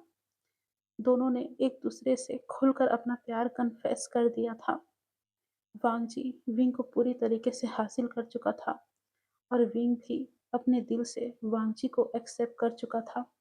बाहर फायर प्लेस जल रही थी और कमरे में बहुत गर्मी थी। दो जिस्म की गर्मी। वो दोनों एक दूसरे में इस कदर समा गए थे कि अब उनका बाहर निकलना बहुत मुश्किल था। विंग और वांगजी, वो दोनों एक दूसरे के प्यार में पूरी तरीके से पागल हो चुके थे। वांगजी के पास भी विंग के अलावा कोई नहीं था और अब विंग के पास भी वांगजी के अलावा कोई नहीं था। वो दोनों एक दूसरे को पूरा कर रहे थे। ये रात उनकी बहुत ही सुहानी बीती थी। वांगजी ने दिल खोलकर विंग को प्यार किया था, बिना रुके। वहीं विंग ने दिल खोलकर वांगजी को एक्सेप्ट किया था और उसके प्यार का जवाब दिया था। अब अगली सुबह वो दोनों देर से उठे और उन्होंने ब्रेकफास्ट बेड पर ही किया। वांगजी ने खुद विंग को अपने हाथों से खिलाया था। 2 दिन और वो दोनों वहीं रहे और वो 2 दिन उन दोनों के लिए बिल्कुल खूबसूरती से भरा बीता था। ना ही कोई डर, ना ही कोई चिंता, बस एक दूसरे का साथ और एक खूबसूरत जगह, बिल्कुल सपने की तरह। लेकिन ये सपना नहीं था, एक खूबसूरत हकीकत थी जिसे वांगजी और विंग साथ में जी रहे थे। इन 2 दिनों में विंग और वांगजी ने बहुत इंजॉय किया। वो घूमे और ढेर सारा प्यार किया, ढेर सारी बातें की, एक दूसरे को हर वो चीज़ बताई जो ज़रूरी था और जो आम तौर पर बताना भी चाहिए, और कुछ ऐसी बातें भी उन दोनों को पता चली जो वो दोनों एक दूसरे के बारे में नहीं जानते थे। वहीं विंग को तो लग रहा था जैसे वो हनीमून पे आया हुआ है। कोई डर नहीं, कोई टेंशन नहीं, सिर्फ वो दोनों और बेशुमार उन दोनों का प्यार। देखते ही देखते उनका खूबसूरती से भरा वो 2 दिन कैसे गुजरा, उन दोनों को ही पता नहीं चला। तीसरे दिन शाम को वो दोनों वापस लौटे। जब वो दोनों मैंशन पहुंचे, तो मैंशन पहुंचते ही वांगजी का फोन बजने लगा। कॉल, मैसेजेस, ये सब देखकर वांगजी का चेहरा बिल्कुल कठोर हो गया था। ये देखकर विंग ने पूछा, क्या हुआ, कोई बात है क्या? तो वांगजी ने जवाब दिया, कुछ नहीं, कुछ दुश्मनों ने अपनी लाइन क्रॉस कर दी है और मुझे उन्हें दिखाना है कि उनकी औकात कितनी है। ये कहकर वांगजी वहां से चला गया और विंग उसे देखता रह गया। अब रात को वांगजी देर से आया, फिर से खून से सना हुआ। खून की स्मेल काफी तेज थी, इस बार काफी ज्यादा तेज थी। शर्ट पर ढेर सारे धब्बे लगे हुए थे ब्लड के। और वहीं विंग, वो वांगजी का इंतजार कर रहा था। जैसे ही विंग ने वांगजी को खून से लथपथ देखा, वो रोने लगा था। तुम ठीक तो हो ना? तुम्हें क्या हुआ? ये खून, कितना सारा खून है। वांग जी की हालत को देखकर विंग बहुत ही ज़्यादा घबरा गया था। तभी वांग जी ने जवाब दिया, हाँ बाबे, मैं ठीक हूँ। और वांग जी ने विंग को बाहों में खींच लिया, लेकिन उसके हाथ काँप रहे थे और विंग ने ये बात नोटिस किया था। पहली बार वांग जी कुछ कमज़ोर सा लग रहा था। तभी विंग ने उसे बैठाया और कहा, रुको, मैं तुम्हें साफ करती हूँ। तभी वांग जी ने उसका हाथ पकड़ा और कहा, नहीं, मुझे शावर लेना है। और विंग ने वांग जी का हाथ पकड़ा और कहा, ठीक है, चलो, मैं आपको नहलाता हूँ। और विंग वांग जी के पास आया और वांग जी ने विंग को पकड़ा। विंग ने अपना सहारा देते हुए वांग जी को सीढ़ियों से बेडरूम में ले गया और वो उसे बाथरूम में ले गया। विंग घबरा रहा था। विंग ने वांगजी को बाथरूम में एक जगह में बैठाया और उसने सबसे पहले तो वांगजी का चेहरा पकड़ा और पूछा, ये सब कैसे? तुम ठीक हो ना? तभी वांगजी ने जवाब दिया, हाँ बाबे, मैं ठीक हूँ, डरो नहीं। और फिर विंग ने थोड़ा खुद को संभाला और बाथरूम में विंग ने वांगजी के कपड़े उतारे। उसकी बॉडी पर नए जख्म दिखे, गोली के और चाकुओं के। ये देखकर विंग रोता रहा। विंग की आंखों से आंसू कम ही नहीं हुए। विंग ने उसे पानी से धोया, वांगजी को नहलाया, उसके बॉडी पर जितने ब्लड लगे थे उसे साफ किया और उसे वहां पर दवाई लगाई। वांगजी बिल्कुल चुप था, बिल्कुल पत्थर। ऐसा लग रहा था जैसे वांगजी को इस दर्द से कोई फर्क नहीं पड़ रहा हो। फिर विंग ने उसे बाहों में लिया और कहा, तुम ठीक हो ना? तुम्हें दर्द हो रहा है? पर वांगजी ने कोई जवाब नहीं दिया। विंग ने वांगजी को उठाया और उसे रूम में ले गया। उसे पेन किलर दिया। वांगजी ऐसे विंग को देख रहा था जैसे ये पेन किलर नहीं, ना जाने क्या हो। तभी विंग ने कहा, खाओ ना। वांगजी ने कहा, मुझे इसकी ज़रूरत नहीं, मैं ठीक हूँ। वैसे भी मैं पेन किलर वगैरह नहीं खाता। फिर विंग ने कहा, तुम पागल हो क्या? तुम्हें गोली लगी है, तुम इंसान हो, तुम्हें दर्द नहीं हो रहा है क्या? तब वांगची ने कहा, घबराओ मत, मुझे दर्द नहीं होता, मुझे आदत है इन सब चीज़ों की। लेकिन विंग ने एक भी बात नहीं सुनी और वांगजी को आंखें दिखाते हुए कहा, चुपचाप ये मेडिसिन लो, नहीं तो मैं इसे तुम्हारे मुंह में ठूस दूंगा। ये सुनकर वांगजी ने अपनी आंखें बड़ी कर ली और कहा, तुमने क्या कहा अभी? तभी विंग ने कहा, मैंने जो कहा वो तुमने अच्छे से सुना है, चुपचाप इसे लो। ये कहकर विंग ने वांगजी के मुंह में वो मेडिसिन डाल ली और वांगजी को ना चाहते हुए भी वो दवाइयाँ खानी पड़ी। दवाइयाँ लेने के बाद वांगजी चुपचाप था। फिर विंग ने वांगजी को अपनी बाहों में लिया और उसे कहा, तुम्हारे बिना मैं क्या करूँगा वांगजी, मुझे डर लगता है। ये कहकर विंग ने उसे किस किया और वांगजी ने एक प्यारी सी मुस्कान के साथ विंग से कहा, डरो नहीं, मैं हमेशा तुम्हारे साथ हूँ और हम हमेशा साथ रहेंगे। मैं तुम्हें छोड़कर कभी भी नहीं जाऊँगा बाबे, इसलिए डरना बंद करो, समझे? उस रात रोल रिवर्स हुआ। विंग ने वांगजी को बहुत प्यार किया, धीरे, केयरिंग तरीके से, और वांगजी ने खुद को सरेंडर किया। विंग वांगजी के ऊपर राइड कर रहा था और वांगजी विंग का साथ दे रहा था पहली बार। और इसमें भी उन दोनों को बहुत अच्छा लगा। उन दोनों ने एक दूसरे को बहुत प्यार किया, बिना रुके, बिना थके। और विंग ने इस बात का भी अच्छे से ध्यान रखा कि वांगजी के चोट पर कोई दबाव ना पड़े। अगली सुबह वांगजी ने कहा, तुमने मुझे बचा लिया। हम्म? इस बात पर विंग शर्मा गया और वांगजी को गले लगाकर कहा, तुम मेरी जान हो वांगजी। ये सुनकर वांगजी की आंखें नम हो गई, लेकिन उसने ये विंग को नहीं दिखाया और उसने भी विंग को कसकर गले लगा लिया। फिर पूरा दिन उनका नॉर्मल था, यानी कि नॉर्मल बीता। लेकिन अब उनका रिश्ता और भी ज़्यादा गहरा हो रहा था धीरे धीरे। विंग अब सिर्फ कैद नहीं था, वो एक पार्टनर भी था। विंग अब पूरी तरीके से वांगजी के लिए उसकी वाइफ बन चुका था। वांगजी उसे मीटिंग्स में ले जाने लगा था, बिजनेस वाली, जहाँ सिर्फ ट्रस्टेड लोग ही रहते थे। और विंग वांगजी के लिए सबसे ज़्यादा ट्रस्ट करने वाला इंसान था। विंग वहाँ चुप रहता था, लेकिन वो सब चीज़ देखता था और वो बाहर की दुनिया को अब अच्छे से समझने लगा था। एक दिन वांगजी ने विंग से कहा, तुम्हारे लिए कुछ बड़ा प्लान किया है मैंने। विंग ने पूछा, क्या? तभी वांगजी ने उसे बताया, एक घर, सिर्फ हमारा, शहर से बाहर, जहाँ कोई हमें डिस्टर्ब नहीं करेगा। इस बात पर विंग खुश हो गया, लेकिन खुशी ज़्यादा दिन टिकती नहीं है। एक रात वांगजी को किडनैप करने की कोशिश हुई। उनके कार पर अचानक से अटैक हुआ। वांगजी के 2 गार्ड्स मारे गए और वांगजी ने खुद सब चीज़ हैंडल किया, लेकिन वो घायल हो गया। लेकिन जब वो घर लौटा तो खून से लथपथ था। ये सब देखकर विंग टूट गया।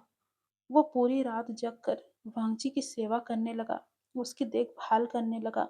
सुबह वांगजी ने कहा, अब और इंतजार नहीं, मैं बदला लूंगा और सबको निपटा दूंगा।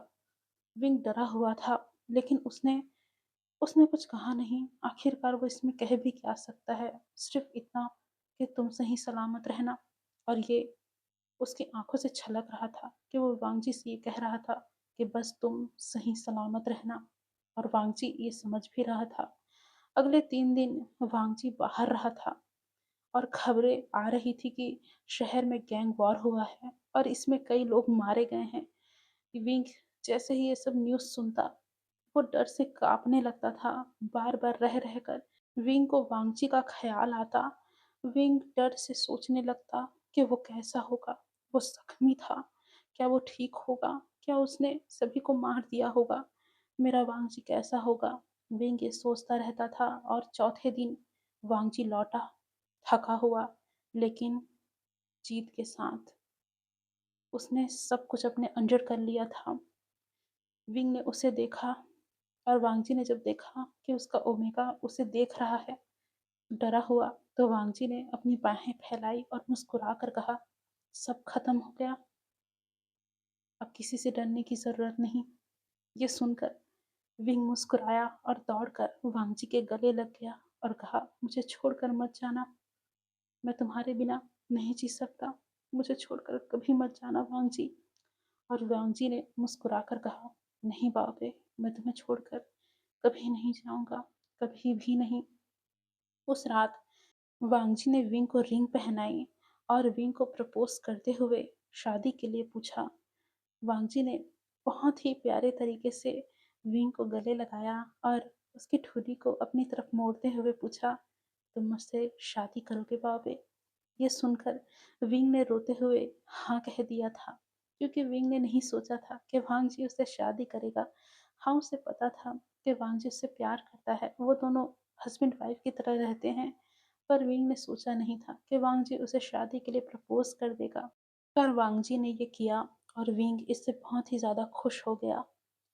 अब उनका रिश्ता नया मोड़ लेने जा रहा था। उनकी डार्क दुनिया अब भी थी, लेकिन प्यार उससे कई ज़्यादा मजबूत हो गया था।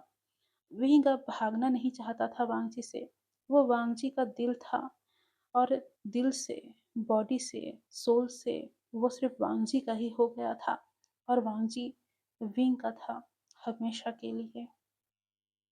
उस खूबसूरत रात के बाद अब फिर से एक खूबसूरत सुबह आई।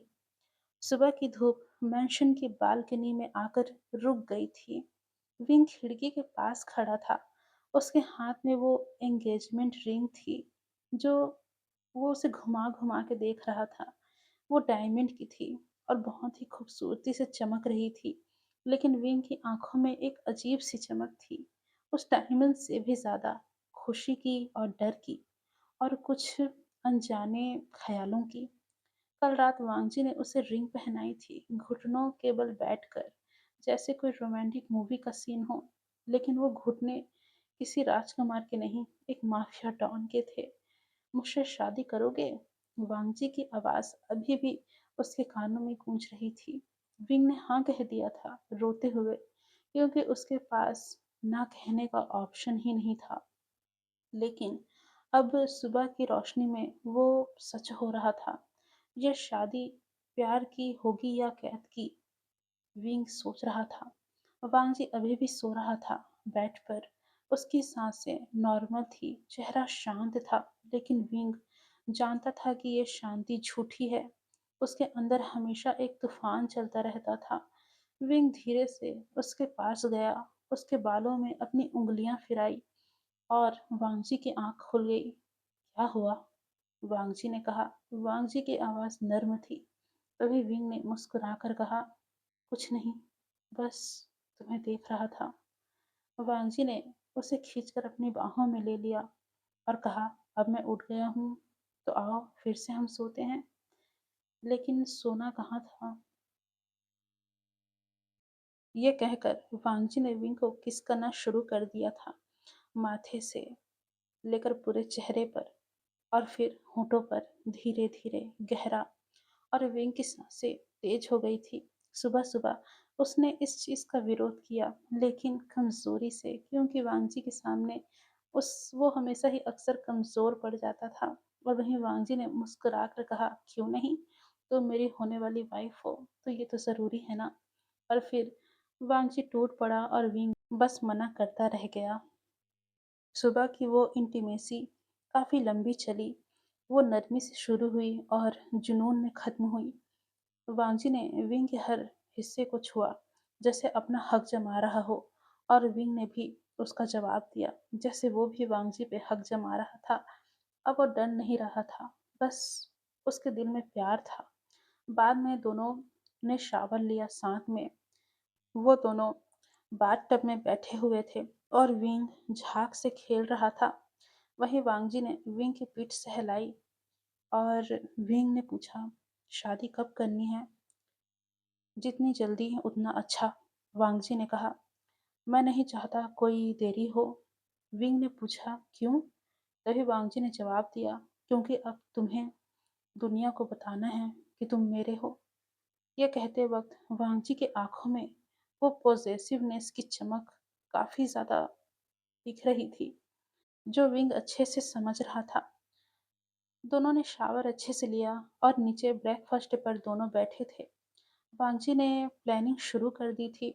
शादी प्राइवेट होगी, सिर्फ कुछ क्लोज लोग ही वहां आएंगे। कोई बड़ा इवेंट नहीं होगा। अगर बड़ा रखा तो ज्यादा खतरा हो सकता है। इस बात पर विंग थोड़ा उदास हो गया और कहा, मेरे गांव वाले? इस बात पर वांगजी चुप रहा और फिर बोला, नहीं, वो लोग तुम्हारे नहीं हैं, तुम्हें नहीं जानते। अगर कोई दुश्मन इस बारे में पता लगा बैठा तो गड़बड़ हो जाएगी विंग। इस बात पर विंग ने सर झुका लिया और कहा, ठीक है, आप ठीक कह रहे हैं। दिन भर वांगजी मीटिंग्स में बिजी रहा और विंग घर में अकेला। उसने अपना नया फ़ोन लिया और गूगल किया कि शादी के रिलेटेड चीज़ें, जैसे कि डिज़ाइंस और सूट वगैरह और बाकी चीज़ें। लेकिन उसका मन नहीं लग रहा था। वो सोच रहा था कि अगर उसकी दादी होती तो वो कितना खुश होता। ये सोचते वक्त उसके आंखों में आंसू आ गए। और शाम को वांगजी लौटा तो उसके हाथ में ड्रेस का बैग था। ये तुम्हारी वेडिंग ड्रेस है, ट्राई करो, वांगजी ने कहा। विंग ने ड्रेस निकाली। वो ड्रेस वाइट सूट थी, सिल्क का, सिंपल लेकिन एलिगेंट लग रहा था। तभी विंग ने ट्राई किया और उसने खुद को आईने में देखा। वो खूबसूरत लग रहा था। और वांगजी अंदर आया और उसने ऊपर से नीचे तक विंग को देखा और परफेक्ट बोला। उसने कहा, तुम मेरी ब्राइड हो। उसने पीछे से विंग को जकड़ लिया और उसके गर्दन पर किस किया और कहा, अब मुझे भी ड्रेस पहनाओ। विंग हंस पड़ा और कहा, तुम्हारा सूट तुम पहनो ना। इस पर वांगजी ने कहा, मैं क्यों पहनूं, मेरी वाइफ ही पहनाएगी। और विंग ने उसे ड्रेस ट्राई करवाया और वो दोनों बहुत ही ज़्यादा खूबसूरत लग रहे थे। दोनों ने प्लान किया कि वांगजी का सूट ब्लैक होगा और विंग वाइट पहनेगा। दोनों आईने के सामने खड़े थे और वो परफेक्ट लग रहे थे, बिल्कुल परफेक्ट कपल। लेकिन विंग की आंखों में डर था। रात को डिनर उन लोगों ने टेरेस पे किया था, कैंडल लाइट डिनर म्यूजिक के साथ। वांगजी ने वाइन डाली और कहा, शादी के बाद हम हनीमून पर जाएंगे, तुम जहाँ बोलो वहाँ। तभी विंग ने कहा, समुंदर के किनारे जाएंगे। वो मुझे बहुत पसंद है। तभी वांग जी ने कहा, ठीक है, जैसा मेरा बाबू बोले। और वांग जी ने उसका हाथ पकड़ा और कहा, मैं वादा करता हूँ, मैं तुम्हें कभी दुखी नहीं करूँगा। तुम हमेशा मेरे साथ खुश रहोगे। तुम्हें मैं कभी कोई दुःख नहीं दूँगा। और विंग ने पूछा, और तुम्हारी दुनिया, वो खतरा? ये सुनकर वांगची की आंखें ठंडी हो गई और उसने कहा, मैं हैंडल कर लूँगा, तुम चिंता मत करो। और विंग मुस्कुराया और उनकी रात फिर वैसी ही थी, प्यार की आग में जलती हुई। वांगची ने विंग को नए तरीके से छुआ, जैसे शादी से पहले का सेलिब्रेशन हो। और विंग ने भी पूरी तरह से अपने आप को वांगजी के सामने सरेंडर कर दिया। सुबह वो उठे तो शादी के दिन थे, 2 हफ्ते बाद के। शादी की तैयारी शुरू हो गई थी। वांगजी ने सिक्योरिटी और भी ज्यादा बढ़ा दी थी। मैंसन में गार्ड्स ज्यादा हो गए थे। विंग को बाहर जाने की सख्त मनाही थी। वो क्लास लेता, पढ़ाई करता, लेकिन उसका मन उदास था। एक दिन ट्विटर आई तो विंग ने पूछा, शादी में क्या पहनना चाहिए? तभी इस बात पर ट्विटर हंस पड़ी और बोला, जो दिल कहे। लेकिन विंग का दिल क्या कह रहा था, वो खुद नहीं जानता था। एक शाम वांगजी घर आया गुस्से में। एक दुश्मन ने फिर से ट्राई किया था कि कुछ गड़बड़ हो। तभी वांगजी को देखकर विंग ने पूछा, क्या हुआ? क्योंकि विंग बहुत ज्यादा डर गया था वांगजी को गुस्से में देखकर। तभी वांगजी ने कहा, कार पर फिर से अटैक हुआ, लेकिन मैं सेफ हूँ। वांगजी ने विंग को बाहों में लिया, क्योंकि वांगजी विंग को देखकर समझ गया था कि वो डर गया है। और वांगची ने विंग को जकड़ते हुए कहा, चाहे वो लोग कुछ भी कर ले, शादी कैंसिल नहीं होगी, शादी होकर ही रहेगी। इस बात पर विंग ने भी हाँ में सिर हिलाया था।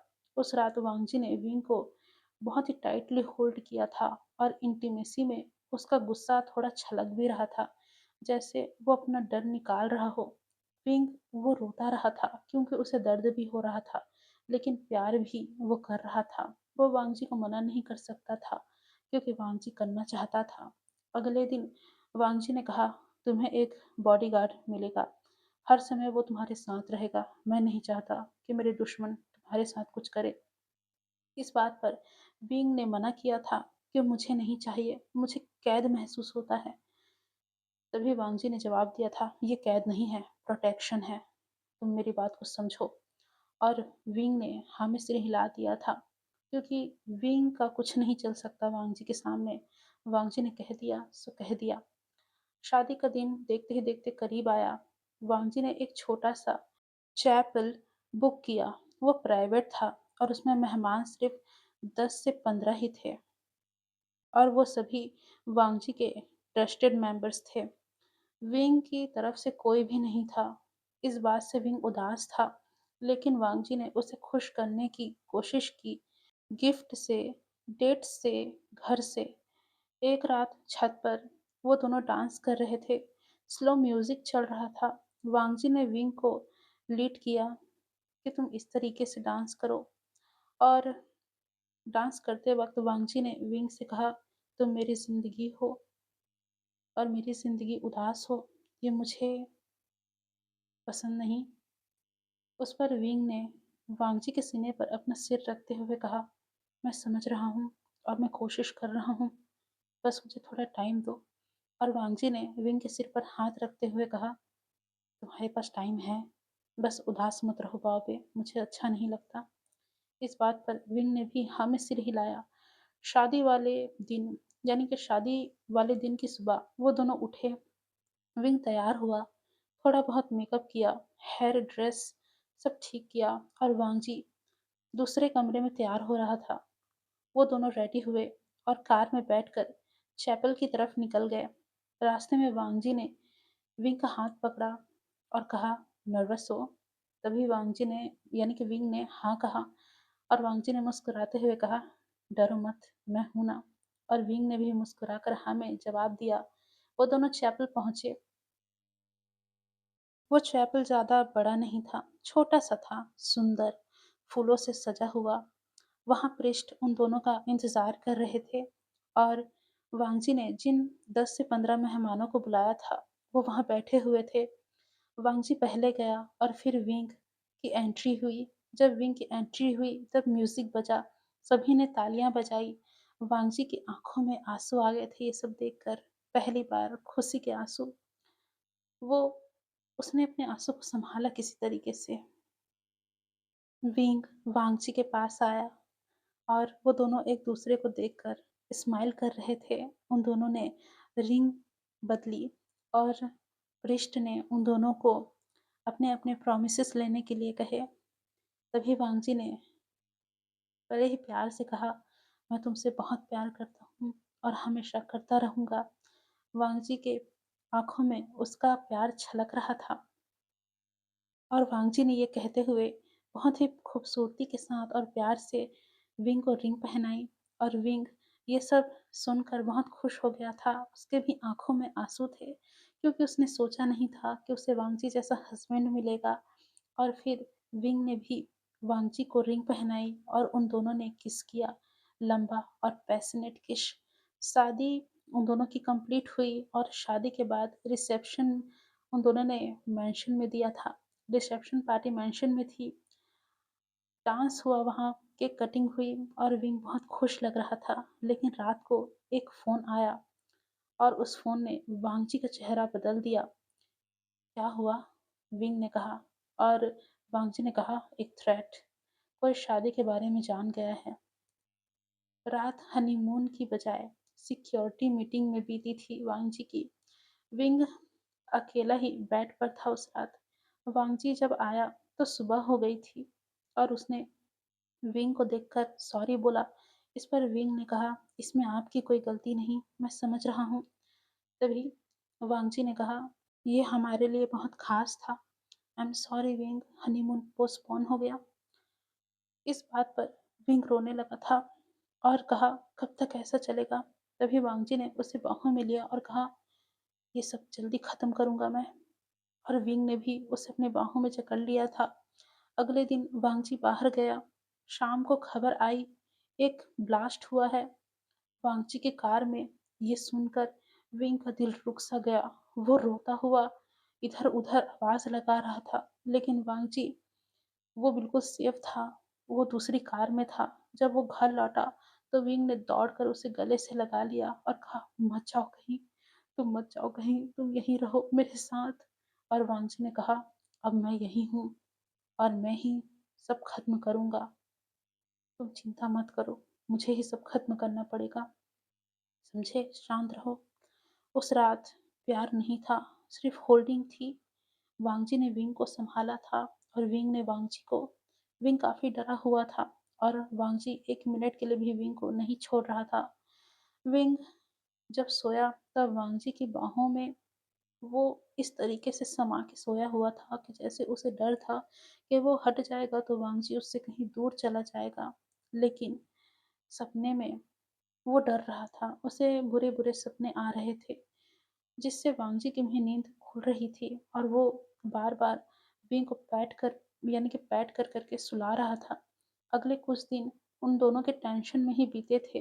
वांगजी के दुश्मन को उन्होंने ट्रैक किया और एक रात ऑपरेशन हुआ। वांगजी खुद गया और विंग पूरी रात जगता रहा था। वांगजी जब सुबह लौटा तो वो खून से लथपथ था, लेकिन जीत के आया था। और उसने विंग को अपना अंगूठा दिखाते हुए कहा, सब खत्म हो गया, अब हम हनीमून में जाएंगे। यह देखकर वांगजी ने विंग को तकिया फेंक के मारा और कहा, तुम तो ठीक हो ना? तो वांगजी ने कहा, हाँ भावे, मैं बिल्कुल ठीक हूँ। और उसने वांगजी यानी कि वांगजी ने विंग की तरफ हाथ बढ़ाया और कहा, शावर लेने में मदद करोगे? और विंग भी ने हाँ में सिर हिलाया और वो वांगजी को लेकर शावर लेने यानी कि शावर के लिए गया और उसने वांगजी की शावर लेने में मदद की। जब वो दोनों शावर ले रहे थे तब वांगजी ने विंग की कमर को पकड़ते हुए कहा, अब हम हनीमून पे जाएंगे, समुद्र के किनारे, तुमने कहा था ना वो प्राइवेट आइलैंड है, उसी दिन जाएंगे, समझे? और विंग ने भी हाँ में सिर हिलाया। दोनों शावर लेके आए और वो पूरा दिन उनका रिलैक्स बीता। रात में वो दोनों फिर से इंटीमेट हुए और उन्होंने इस इंटीमेसी को ऐसा दिखाया जैसे ये उनका वेडिंग नाइट हो। विंग अब पूरी तरह वांगजी का ही था दिल से, दिमाग से, मन से, हर तरीके से। शादी ने उन्हें और करीब ला दिया था एक-दूसरे के, लेकिन अंधेरा कभी दूर नहीं होता। एक दिन बीच पर कोई अनजाना आदमी उसने वांगजी को मारने की कोशिश की। वो कोई दुश्मन सिपाही था, पर वांगजी बच गया था। वापस जब वो दोनों लौटे, तो उन दोनों की ज़िंदगी नॉर्मल लग रही थी और विंग ने गुड न्यूज़ भी दे दिया था। विंग प्रेग्नेंट था। खुशी थी लेकिन डर भी था। वांगजी ने सिक्योरिटी और बढ़ा दी थी और विंग ने पूछा था ये सब क्यों? तभी वांगजी ने बोला ये हमारे बच्चे के लिए है, वो सेफ रहेगा। और विंग ने भी हाँ में सिर हिला दिया था। शादी के बाद उनकी ज़िंदगी डार्क रोमांस के साथ बीत रही थी, यानी कि डर भी था और रोमांस भी था। प्यार, जुनून और खतरे का मिक्स वर्जन। विंग अब भागना नहीं चाहता था। वो चाहता था कि अब वांगजी ही उसे सँभाल ले, जिस तरीके से वो सँभालता आ रहा है। वो वांगजी की दुनिया का हिस्सा पूरी तरीके से बन चुका था और वांगजी उसका सब कुछ बन चुका था, हमेशा-हमेशा के लिए। अब हमें यहाँ से कुछ महीने स्किप करके दिखाया जाता है। सुबह की हल्की धूप कमरे में फैल रही थी, लेकिन विंग की आँखें अभी भी बंद थीं। वो बेड पर लेटा हुआ था, चादरें उसके बढ़ते हुए पेट पर लिपटी हुई थी। प्रेगनेंसी के चौथे महीने चल रहे थे और वो यानी कि उसके शरीर में वो अजीब-सी थकान रहती थी, जो कभी जाती ही नहीं थी। उसका पेट हल्का-सा उभरा हुआ था और विंग अक्सर उसमें अपना हाथ फेरता रहता था, जैसे वो बच्चे से बात कर रहा हो। शादी को लगभग उन दोनों के 3 महीने हो चुके थे और उनकी ज़िंदगी अब एक नए मोड़ पर आ चुकी थी। वांजी की दुनिया अब भी अंधेरे में थी, लेकिन बच्चे की खबर ने सब कुछ जैसे बदल दिया था। वांगजी ज़्यादा केयरिंग हो गया था और रातें अब उनकी जुनून से ज़्यादा नरमी में भरी होती थी। यानी कि वांगजी अब हद से ज़्यादा फ़ोर्स नहीं किया करता था, बल्कि नॉर्मली विंग के साथ इंटीमेट हुआ करता था, ताकि विंग को और उसके बेबी को कोई तकलीफ़ ना हो। दिन में डॉक्टर्स विंग के चेकअप के लिए आते थे और हर समय सिक्योरिटी वहाँ पर होती थी, लेकिन वो डर कभी भी जाता ही नहीं था। विंग की आँख खुली तो वांगजी बगल में नहीं था। वो उठा और बालकनी में गया। मैंशन का गार्डन नीचे फैला हुआ था और उसमें फूल खिले हुए थे, लेकिन गेट पर बहुत सारे गार्ड्स खड़े हुए थे, राइफल के साथ। ये हमारा घर है या जेल? विंग ने खुद से बड़बड़ाया। प्रेगनेंसी की खबर मिलने के बाद वांगजी ने बाहर जाने से पूरी तरीके से मना कर दिया था विंग को, यानी कि विंग के बाहर जाने पर पूरी तरीके से रोक लगा दी गई थी। खतरा है, वो हमेशा यही विंग को कहता था और विंग जानता था कि बाहर सच में खतरा है, इसलिए वो वांगजी की बात मान लिया करता था। शादी के बाद से 2-3 अटैक हो चुके थे, यानी कि शादी के बाद से वांगजी के ऊपर 2-3 बार अटैक हो चुके थे और वांगजी हर बार सेफ लौटता था, लेकिन उसके चेहरे पर थकान बढ़ती जा रही थी। विंग सीढ़ियों से नीचे उतरा तो ब्रेकफास्ट टेबल पर वांगजी बैठा हुआ था, सूट पहने और कॉफी पीते हुए। उसकी आंखें अभी भी थकी हुई थी, ये विंग साफ देख पा रहा था। पिछली रात वांगजी देर से घर लौटा था। वांगजी ने जैसे ही विंग को देखा, वो मुस्कुराया और मुस्कुराते हुए उसने विंग को गुड मॉर्निंग माय लव कहा। वो वहां से उठा और विंग के पास गया और विंग को आराम से संभाल कर ले आया और चेयर पर बैठा दिया और विंग से बड़े प्यार से पूछा, बच्चा कैसा है? ये पूछते वक्त उसने विंग की टमी पर अपना हाथ रखा। विंग मुस्कुराया और कहा, बिल्कुल ठीक है, लेकिन मैं थक गया हूँ घर में बंद रहकर। ये सुनकर वांगजी का चेहरा थोड़ा गंभीर हो गया और वांगजी ने विंग के सिर पर हाथ फेरते हुए कहा, बस कुछ दिन और, मैं दुश्मनों को खत्म कर रहा हूँ। तभी विंग ने कहा, कब तक? ये कहते वक्त विंग की आंखों में आंसू आ गए। वांगजी ने विंग का हाथ पकड़ा और कहा, जल्दी ही, मैं वादा करता हूँ, सब जल्दी होगा।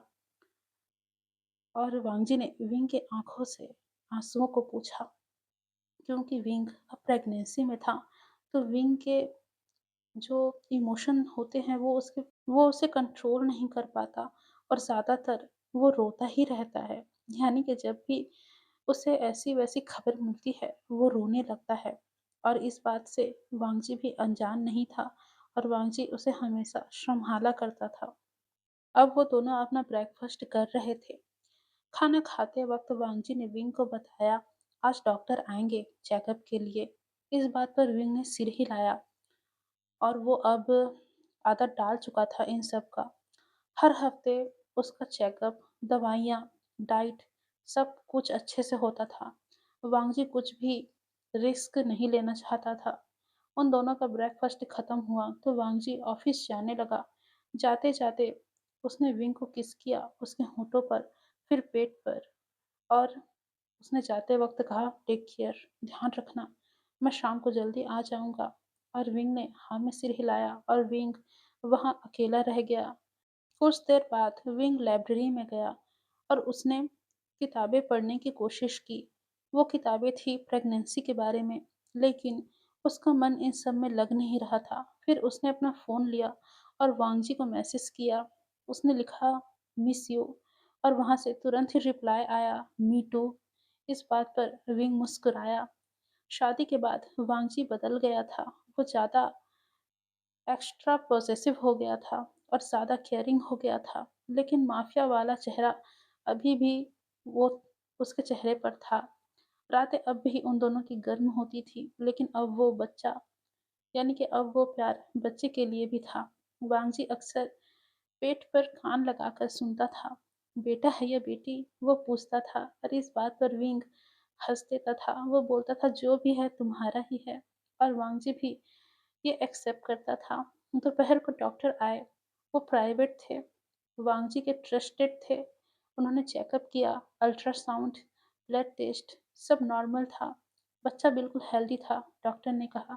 ये सुनकर विंग खुश हो गया और विंग ने डॉक्टर से पूछा, क्या आपको जेंडर पता चला? तो डॉक्टर ने स्माइल करते हुए कहा, अभी नहीं, नेक्स्ट टाइम।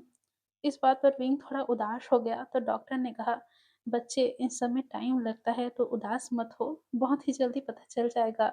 और विंग ने भी डॉक्टर की बात को सुनकर स्माइल किया। शाम को वांगजी लौटा तो उसके हाथों में फूलों का प्यारा सा बुके था और चॉकलेट्स भी थे। विंग को देखते ही उसने विंग को बाहों में ले लिया और कहा, कैसे हो? तभी विंग ने मुस्कुराते हुए जवाब दिया और कहा, बिल्कुल ठीक हूँ। और डॉक्टर ने कहा, सब अच्छा है। ये सुनकर वांगजी ने विंग की टमी पर हाथ रखा और कहा, मेरा बच्चा। और फिर विंग को किस किया और उन दोनों ने डिनर साथ किया, स्पेशल डिनर हेल्दी फूड का। डिनर के बाद वो दोनों टेरेस पर गए। सितारे चमक रहे थे। वांगजी ने विंग को गोद में बिठाया और कहा, तुम्हें खुश देखकर मुझे सुकून मिलता है। और विंग ने वांगजी के सीने पर अपना सिर रखा और कहा, मुझे भी, लेकिन डर भी लगता है बच्चे के लिए। ये बात सुनकर वांगजी ने उसे टाइटली होल्ड किया और कहा, कोई नहीं छू सकता तुम्हें और मेरे बच्चे को, मैं हूं ना, तुम बिल्कुल निश्चिंत रहो। इस बात पर विंग ने भी हाँ में सिर हिलाया। रात को बेडरूम में वांगजी ने विंग के कपड़े धीरे से उतारे। आज नरमी से उसने कहा और वो दोनों धीरे धीरे इंटीमेट हुए। जब उनकी इंटीमेसी शुरू हुई तो पहले धीमी थी, फिर प्यार वाली थी और वांगजी ने विंग के पेट पर खास ध्यान रखा था, जैसे बच्चे को वो लोग डिस्टर्ब ना करे, बच्चा आराम से सोए और वो लोग अपना काम करे। विंग ने भी वांगजी के प्यार का बहुत ही अच्छे से जवाब दिया था। बाद में वो दोनों लेटे रहे थे एक दूसरे की बाहों में और बातें कर रहे थे। वो दोनों बच्चे का नाम क्या रखेंगे ये डिसाइड कर रहे थे। तभी विंग ने बहुत प्यार से वांगजी से पूछा, बच्चे का नाम क्या रखेंगे वांगजी? और वांगजी ने प्यार से इस बात का जवाब दिया था, अगर बेटा हुआ तो लैन युवान और अगर बेटी हुई तो विंगलिंग। वांगजी ने कहा, विंगलिंग? वो हंस पड़ा और हंसते हंसते वांगजी ने उससे कहा, क्यों अच्छा नहीं है? फिर विंग ने कहा, अच्छा है। और धीरे धीरे उन दोनों की बातें नर्म पड़ती गई और विंग बातें करते करते सो गया। जब वो सोया तो वांगजी उसे देख रहा था। विंग को देखकर वांगजी को सुकून मिल रहा था। वांगजी ने विंग की टमी पर हाथ रखा और कहा, मैं हमेशा तुम दोनों को प्रोटेक्ट करूंगा। और फिर वांगजी भी विंग के सीने पर सिर रखकर आराम से सो गया और साथ ही वो विंग की टमी को सहला भी रहा था। अगले कुछ दिन शांति से बीते। विंग घर में ही रहता, पढ़ाई करता और अब उसका ऑनलाइन कोर्स चल रहा था। और वहीं वांगजी दिन में अपना काम करता, लेकिन वो विंग पर नज़र भी रखता। और वहीं शाम को वो विंग के साथ बहुत ही अच्छे से समय बिताता। लेकिन एक रात सब कुछ बदल गया। उस रात वांगजी देर से घर आया, खून से लिपटा हुआ। खून की स्मेल आ रही थी, जिससे विंग जग गया और उसने पूछा, क्या हुआ है? तभी विंग यानी कि वांगजी ने जवाब दिया, दुश्मन। लेकिन मैंने सब खत्म कर दिया। वांगजी उसने शावर लिया और बेड पर आया। विंग रोने लगा था क्योंकि वो डर गया था। तभी विंग ने वांगजी के कॉलर को पकड़ा और कहा, कब तक ये चलेगा? हाँ, तुम्हें पता है जब भी मैं तुम्हें इस हालत में देखता हूँ मुझ पे क्या बीतती है। वांगजी ने उसे किसी तरीके से चुप कराया और उसे होल्ड करते हुए कहा, बस ये आखिरी था बाबे, बस ये आखिरी था। सब ठीक है अब, शांत हो जाओ। सब ठीक है। लेकिन शायद सब ठीक नहीं था। 2 दिन बाद एक लेटर आया, एक थ्रेट। उसमें लिखा था, तुम्हारा बच्चा हमारा होगा। विंग ने जैसे ही ये पढ़ा, वो कांप गया। वांगजी गुस्से से लाल हो गया। कौन है ये? उसने इन्वेस्टिगेशन शुरू कर दी। विंग डर से बीमार हो गया था। वांगजी उसे हॉस्पिटल ले गया, उसके प्राइवेट हॉस्पिटल में। बच्चा सेफ था, डॉक्टर ने कहा, लेकिन विंग की हालत काफ़ी खराब हो गई थी। वांगजी डर गया था। वांगजी रात भर जगा और उसने कहा, मैं तुम्हें कुछ नहीं होने दूंगा। लेकिन अगले दिन वांगजी ने दुश्मनों को ट्रैक कर लिया था, जिसने भी लेटर भेजा था। वो एक पुराना राइवल गैंग था। रात को वांगजी ने उन सभी को खत्म करने के लिए एक ऑपरेशन शुरू किया। और विंग घर में अकेला था उस वक्त, लेकिन उसके साथ गार्ड्स थे। वो प्रे कर रहा था कि सुबह वांगजी उसके सामने हो। और वाकई वांगजी सुबह घर लौटा, लेकिन वो घायल था। पर उसने अपने दुश्मनों में जीत हासिल कर ली थी। सब खत्म हो गया, वांगजी ने कहा। और विंग, उसने खुद को संभाला और वो अपनी टमी को पकड़ते हुए वांगजी के पास आया और उसे गले से लगा लिया और कहा, अब मत जाना कभी। वाकई में सब खत्म हो गया है ना? और वांगजी ने उसे गले लगाते हुए कहा, हाँ बाबे, सब खत्म हो गया। अब सब ठीक है, तुम सेफ हो, बच्चा सेफ है। और विंग ने वांगजी के कानों में कहा, और तुम सेफ हो? तो वांगजी ने कहा, जब तुम और मेरे बच्चा सेफ होगा तो मैं भी सेफ होऊंगा। ये कहकर वांगजी ने विंग को किस किया और विंग ने भी वांगजी के किस का जवाब दिया।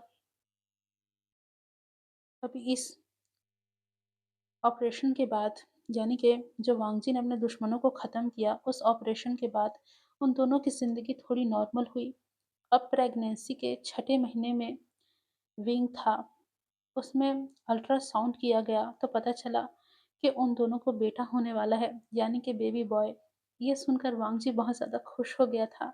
वांगजी खुशी से चिल्ला रहा था, मेरा हायर आने वाला है, मेरा वारिस आने वाला है। और विंग कभी खुशी का ठिकाना नहीं था, क्योंकि वांगजी ही बहुत ज़्यादा खुश था तो विंग को तो खुश होना ही था। बाकी विंग भी बहुत खुश था अपने बेटे के लिए। जब उन दोनों को ये गुड न्यूज़ मिली कि उनके आने वाला जो बेबी है वो बॉय है, तो उन दोनों ने घर में पार्टी की, लेकिन छोटी-सी। विंग खुश था और रातें अब और भी ज़्यादा नर्म थी।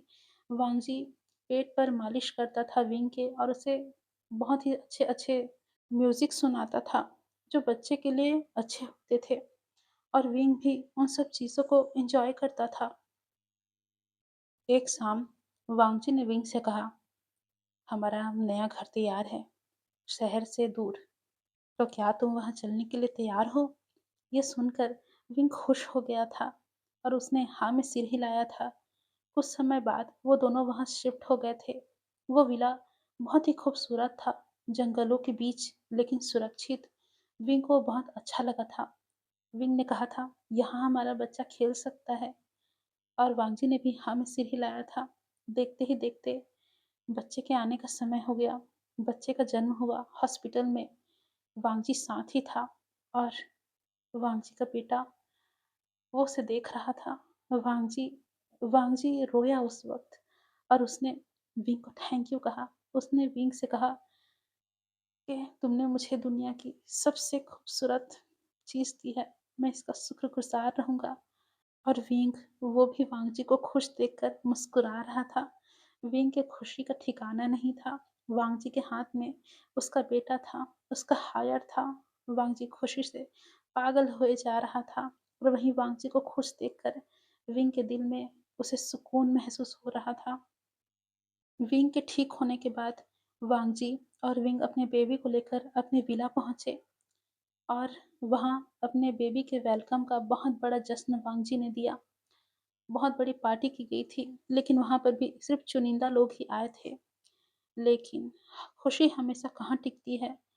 एक अंधेरा फिर आया, एक नया दुश्मन, पर वांगजी ने फिर से सब हैंडल कर लिया। लेकिन विंग विंग अब रोया नहीं, वो मज़बूत हो गया था। वो समझ गया था कि अगर यहाँ रहना है, तो मज़बूत बन के रहना होगा। वो कोई मामूली इंसान का वाइफ़ नहीं है, वो एक माफ़िया का वाइफ़ है। तो उसे खुद को सँभालना पड़ेगा। अगर वो खुद को सँभालेगा, तभी वो अपने बच्चे को सँभाल पाएगा। इसलिए विंग ने मज़बूती से सामना किया और उसने वांगजी को कहा, "मैं तुम्हारे साथ हूँ और तुम ज़रूर ही अपने दुश्मनों को ख़त्म कर दोगे।" ये सुनकर वांगजी को भी तसल्ली मिली कि उसका वाइफ़ अब समझदार हो गया है और वो अपने वाइफ़ और अपने बच्चे को सुरक्षित रख सकता है। अब वांगजी की पूरी ज़िंदगी उसके परिवार की थी। उनकी ज़िंदगी में डार्कनेस थी, लेकिन प्यार से भरा हुआ उनका लम्हा भी था। वांगजी जानता था, खतरा टला नहीं है, लेकिन कम हो चुका है और विंग भी वांगजी को परेशान नहीं करना चाहता था, इसलिए वो खुद को मज़बूती से सँभालता था। विंग और वांगजी हमेशा साथ रहते थे और उनका बच्चा उनकी उम्मीद था और वो खतरे कभी कम नहीं होते थे, लेकिन प्यार उन्हें हमेशा उन खतरों से जिताता था। वो उन खतरों के सामने झुकते नहीं थे, बल्कि डटकर उन खतरों का सामना करते थे। अब हमें यहाँ से सीन कट करके कुछ महीनों के बाद का सीन दिखाया जाता है। सुबह का समय था, लेकिन मैंशन में सन्नाटा नहीं था। बच्चे के रोने की हल्की आवाज़ ऊपर नर्सरी रूम से आ रही थी। लैन युवान, उनका बेटा, अब 6 महीने का हो चुका था। छोटे-छोटे हाथ-पैर हिलाता हुआ, मुस्कुराता हुआ और जब भी वो उसे भूख लगती, तो वो पूरी ताकत से रोता। विंग बेड से उठा। शरीर अब पहले जैसा नहीं रहा था उसका। प्रेगनेंसी और डिलीवरी के बाद वो थोड़ा और हेल्दी हो गया था, लेकिन वांगजी को वो और भी ज़्यादा खूबसूरत लगने लगा था। वो नाइट गाउन पहने नर्सरी में आया और वहीं छोटा-सा युवान बेबी अपने पालने में था। उसकी आँखें बंद थीं, लेकिन उसके मुँह से आवाज़ें निकल रही थीं। नर्स ने उसे गोद में लिया हुआ था। "मैम, दूध गर्म कर रही हूँ," नर्स ने कहा। तभी विंग ने सिर हिलाया और युवान को गोद में ले लिया। बच्चे की छोटी उँगलियाँ विंग के गाउन को पकड़ रही थी। विंग की आँखें नम हो गई ये देखकर। हर बार ऐसा होता था। ये छोटा-सा इंसान उसके और वांगजी की मोहब्बत की निशानी है। वो उसे सीने से लगाकर कमरे में टहलने लगा था। "शांत हो जाओ बेटा, मम्मा है यहाँ पे," विंग ये कह रहा था। युवान की आंखें खुली और वो विंग को देखकर मुस्कुरा रहा था। ये देखकर विंग का दिल पिघल गया। विंग नीचे उतरा तो वांगजी डाइनिंग टेबल पर बैठा था, ब्लैक शर्ट में और उसके जो शर्ट के स्लीव्स होते हैं, वो फ़ोल्ड किए हुए थे। वो कॉफ़ी पी रहा था। उसकी आँखों में नींद की कमी थी। वो फिर से रात को देरी से लौटा था। वहीं विंग को जून के साथ देखते ही वांगजी का चेहरा चमक उठा था। वो उठा और उनके पास आया और बोला, "वाह! मेरा शेर जाग गया।" उसने युवान की नाक छुई और युवान हँस पड़ा। वांगजी ने विंग को किस किया उसके होठों पर, फिर उसके माथे पर, और कहा, तुम दोनों मेरी जिंदगी हो। और विंग मुस्कुराया। उन दोनों ने ब्रेकफास्ट साथ किया और वांजी ने खुद युवान को गोद में लिया और उसे फीडिंग बॉटल से दूध पिलाया। विंग ये सब देखता रहा और उसने मन में सोचा, ये आदमी जो बाहर की दुनिया में एक खतरनाक माफिया है, ये इतना नर्म भी हो सकता है। यकीन नहीं आता। उन दोनों का जो ब्रेकफास्ट है वो ख़त्म हुआ और वांजी ऑफिस जाने लगा और उसने जाते वक्त विंग से कहा, हो सकता है आज आने में देर हो, एक बड़ी मीटिंग है, तुम अपना और युवान का ध्यान रखना। ये सुनकर विंग का चेहरा उदास हो गया। जब वांगजी ने देखा कि विंग उदास हो गया है, तो वांगजी विंग के पास आया और उसे अपनी बाहों में लिया और कहा, यह आखिरी बार है, मैं बिजनेस को लीगल शिफ्ट कर रहा हूँ, तुम्हारे और युवान के लिए। विंग ने इस बात पर विश्वास किया और बोला, वादा? तभी वांगजी ने कहा, पक्का वादा। और वांगजी ने फिर युवान को किस किया और वहां से चला गया। दिन नॉर्मल बीता। विंग युवान के साथ खेला, उसे नहलाया और उसे अच्छे से खाना खिलाकर यानी कि दूध पिलाकर सुला दिया। शाम को गार्डन में वो टहल रहा था। उसकी गोद में युवान था। मैंशन अब और ज़्यादा सुरक्षित था। सीसीटीवी कैमरास, गार्ड्स और वहाँ पर डॉग्स भी थे। लेकिन विंग को लगता था जैसे ये सब कैद है और वो इस बात को झुठला नहीं सकता था। वो युवान को देखता और सोचता, ये बच्चा इस अंधेरे में कैसे बड़ा होगा? क्या वांगजी के माफिया होने का असर इस पर भी होगा? विंग खुद को इस सोच से आजाद नहीं कर पा रहा था। अब शाम को 7 बजे गेट खुलने की आवाज आई। वांगजी जल्दी आज लौट आया था। उसके हाथ में बड़े बैग्स थे। ये देखकर विंग हैरान हुआ। वो इतनी जल्दी आ गए? विंग गया और मुस्कुराते हुए वांगजी से कहा, आप जल्दी आ गए? और वांगजी ने मुस्कुराते हुए जवाब दिया, हाँ, मेरी मीटिंग्स कैंसिल हो गई। मैंने कहा था ना, फैमिली फर्स्ट है, तो इसलिए आ गया। इस बात पर विंग भी मुस्कुराया। वांगजी ने आते ही युवान को गोद में ले लिया और फिर विंग को किस किया और बैग खोला। उसमें नई ड्रेस थी विंग के लिए और ढेर सारी टॉयज थी युवान के लिए। ये देखकर विंग भी खुश हुआ और युवान भी खुश हुआ और उन दोनों को खुश देखकर वांगजी भी खुश हुआ। उन दोनों ने डिनर साथ में किया। रात को नर्सरी में युवान सो गया और दोनों, विंग और वांगजी, वो बेडरूम में थे। वांगजी ने विंग को बाहों में लिया और कहा, तुम्हारे बिना दिन नहीं कटता मेरा। ये कहकर वो धीरे धीरे विंग के करीब आया और उन दोनों के बीच में उन दोनों का प्यार यानी कि उन दोनों की प्यार से भरी हुई इंटीमेसी शुरू हुई। पहले धीरे, क्योंकि विंग अभी भी रिकवर नहीं हुआ था, लेकिन प्यार भरपूर था। वांगजी ने ध्यान दिया था कि विंग को किसी तरीके की तकलीफ न हो। अगले कुछ महीने उन दोनों के शांति से बीते। वांगजी सच में बिजनेस शिफ्ट करने लगा था, लीगल तरीके से, लीगल कंपनीज और इन्वेस्टमेंट में। माफिया वाली डील्स अब वो कम कर रहा था और घर में ज़्यादा समय बिताने लगा था। युवान के पहले कदम उसने देखे, यानी कि युवान अब चलने लगा था और वांगजी ने इसका वीडियो बनाया था। विंग बहुत खुश हो गया था। लेकिन एक रात फ़ोन आया वांगजी का और उस फ़ोन को जैसे ही वांगजी ने लिया, वांगजी का चेहरा पूरा बदल गया। क्या? वांगजी ने कहा। वो बाहर गया बात करने के लिए। विंग ने सुना, कोई पुराना दुश्मन वापस जिंदा हो गया है। ये सुनकर विंग के चेहरे पर डर साफ झलक रहा था। सुबह वांगजी ने बताया, एक आदमी जिसे उसने मारा था, वो पता नहीं कैसे वापस लौट आया। यानी कि वांगजी ने उसे मरा हुआ समझ लिया था, लेकिन वो वापस जिंदा हो चुका था। यानी कि वो मरा ही नहीं था, वो जिंदा था और वो अब बदला लेना चाहता है। ये सुनकर विंग डर गया और विंग ने डर से कहा, अब क्या करेंगे? तभी वांगजी ने विंग को साइड से हग किया और कहा, मैं हैंडल कर लूँगा, तुम डरना मत। और तुम्हें तुम्हें युवान को सँभालना है। तुम और युवान नए घर में शिफ्ट हो रहे हो। वो विला यानी कि जो नया विला था, वो शहर से दूर था। वो लोग बहुत ही जल्दी वहाँ शिफ्ट हो गए। विला सुंदर था, वहाँ जंगल थी, झील थी और युवान को वो सब देखकर अच्छा लग रहा था, लेकिन सिक्योरिटी वहाँ और भी ज़्यादा टाइट थी। विंग ये सब देखकर उदास था। एक शाम वांगजी देर से आया और वो घायल था। उसके कंधे पर गोली लगी थी और कुछ घाव भी थे। ये देखकर विंग रोया और उसने कहा, बस करो ये सब, अब मुझसे सहन नहीं हो रहा है। तभी वांगजी ने कहा, ये लास्ट था, ये लास्ट था बाबे।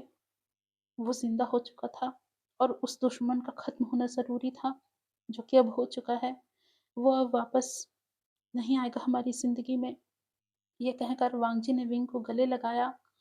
रात को जो वांगजी है, उसे फिर से खबर मिली कि अभी भी कुछ लोग बचे हैं, तो वांगजी ने प्लान बनाया और उनको खत्म करने का ऑपरेशन शुरू किया।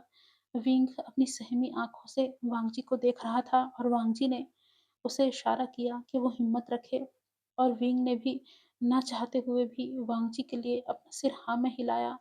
इस बार वांगजी पूरी तैयारी के साथ खुद गया और विंग वो जगता रहा पूरी रात। उसने युवान को 1 मिनट के लिए भी खुद से दूर नहीं किया था। युवान विंग के सीने से चिपका हुआ था। विंग इंतज़ार कर रहा था और अगली सुबह हुई और वांगजी लौटा। वो थका हुआ लग रहा था, लेकिन वो बिल्कुल सेफ था। विंग उसे देख रहा था। तभी वांगजी ने मुस्कुराकर कहा, मैंने उन्हें खत्म कर दिया है, सच में खत्म कर दिया है। तभी विंग ने अपना सिर हाँ में हिलाया और वांगजी ने अपनी बाहें फैलाई और कहा, मुझे गले नहीं लगाओगे, मुझे इसकी ज़रूरत है। तभी विंग आया और उसने वांगजी के माथे पर किस किया और उसे गले लगाया और वांगजी ने अपने बेटे को देखा, जो उसे देखकर मुस्कुरा रहा था। विंग ने डरी आवाज़ में कहा, वाक़ई सब ठीक है ना? तभी वांगजी ने विंग के सिर को सहलाया और कहा, यकीन करो, सब ठीक है, सच में ठीक है। और विंग ने एक गहरी सांस ली और वो वांगजी पे यकीन कर रहा था। ऐसा नहीं है कि विंग वांगजी पे यकीन नहीं कर रहा था, लेकिन वांगजी ने कई बार ऐसा कहा कि सब ठीक है और फिर से कोई मुसीबत आ जाती थी, तो इसलिए विंग को यकीन करने में थोड़ा टाइम लग रहा था। लेकिन वांगजी की वो नज़रें वो सच कह रही थी, ये विंग समझ पा रहा था। अब उनकी ज़िंदगी की नई शुरुआत हो चुकी थी। वांगजी ने माफ़िया की दुनिया अब छोड़ दी थी और लीगल बिज़नेस स्टार्ट कर लिया था। वो परिवार के साथ समय बिताता था। युवान अब वो धीरे-धीरे बड़ा हो रहा था और उसका पहला बर्थडे सबने सेलिब्रेट किया। विंग फिर प्रेग्नेंट हुआ। इस बार उनकी छोटी-सी बेबी गर्ल हुई और वांगजी बहुत खुश हुआ। खतरे खत्म हो गए थे और उनका प्यार अब सिर्फ प्यार था, डार्क नहीं था, सिर्फ प्यार जो बहुत ही ज़्यादा गहराई में था। विंग सोचता था, शुरू में डर था, कैद थी, लेकिन अब ये घर, ये परिवार है, जहाँ कोई डर, कोई डार्कनेस नहीं। वांगजी उसका सब कुछ था और उसके बच्चे उसकी ज़िंदगी थी। अंधेरा पीछे छूट गया था और मोहब्बत खूबसूरती के साथ जीत गई थी। ये सभी दिन पलक झपकते ही आँखों के सामने से बीत गए। विंग और वांगजी को पता ही नहीं चला कि कैसे उनकी डार्कनेस से भरी ज़िंदगी में इतना सवेरा आ गया और वो सवेरा सुनहरी चमक बिखेर गया उनकी ज़िंदगी में और उन दोनों को एक-दूसरे का प्यार महसूस हुआ और उनके प्यार ने आज उन्हें एक कर दिया। अब हमें सुबह का सीन दिखाया जाता है। सुबह का यानी कि सुबह की पहली किरण विला की बड़ी खिड़कियों से अंदर आ रही थी। जंगल की ठंडी हवा और और भी ज़्यादा ताज़ा थी। झील का पानी दूर तक चमक रहा था। विंग बेड पर लेटा हुआ था। उसका पेट अब 7 महीने का हो चुका था। वो फिर से प्रेग्नेंट था और इस बार फिर से उन्हें बेटी होने वाली थी। विंग का शरीर काफ़ी भारी उसे महसूस हो रहा था, लेकिन उसका दिल काफ़ी हल्का था। पिछले 2 सालों में बहुत कुछ हुआ। बहुत कुछ बदला।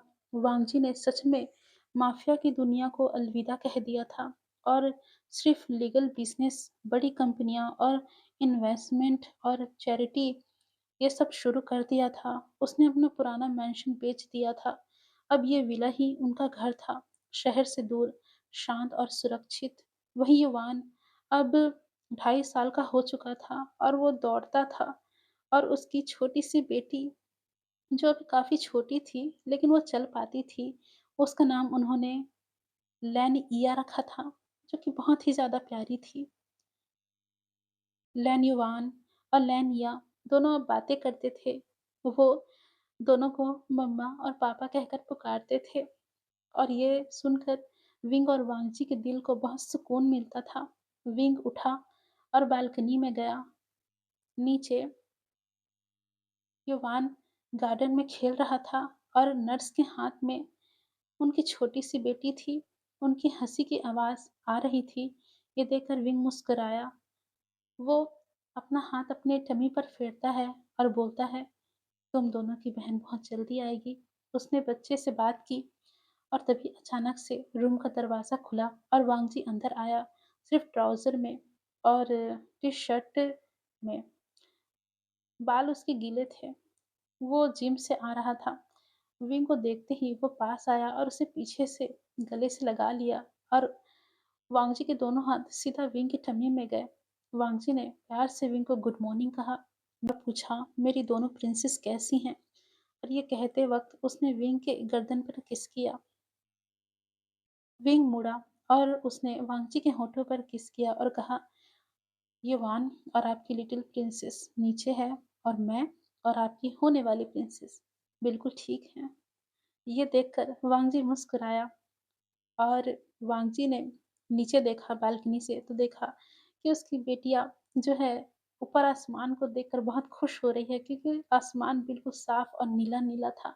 और वहीं युवान वो खेल रहा था। वांगजी ने वी को गोद में उठाया और उसे बेड पर ले गया और कहा, तुम आराम करो, मैं ब्रेकफास्ट लेकर आता हूँ। वांगजी गया और वो ब्रेकफास्ट लेकर आया, फ्रूट्स, ओट्स और जूस। और वहीं युवान वो भी ऊपर उनको भी ऊपर बुला लिया गया और वो दौड़ कर आया और साथ ही वांगजी ने अपनी लिटिल प्रिंसेस को भी अपने गोद में ले लिया था।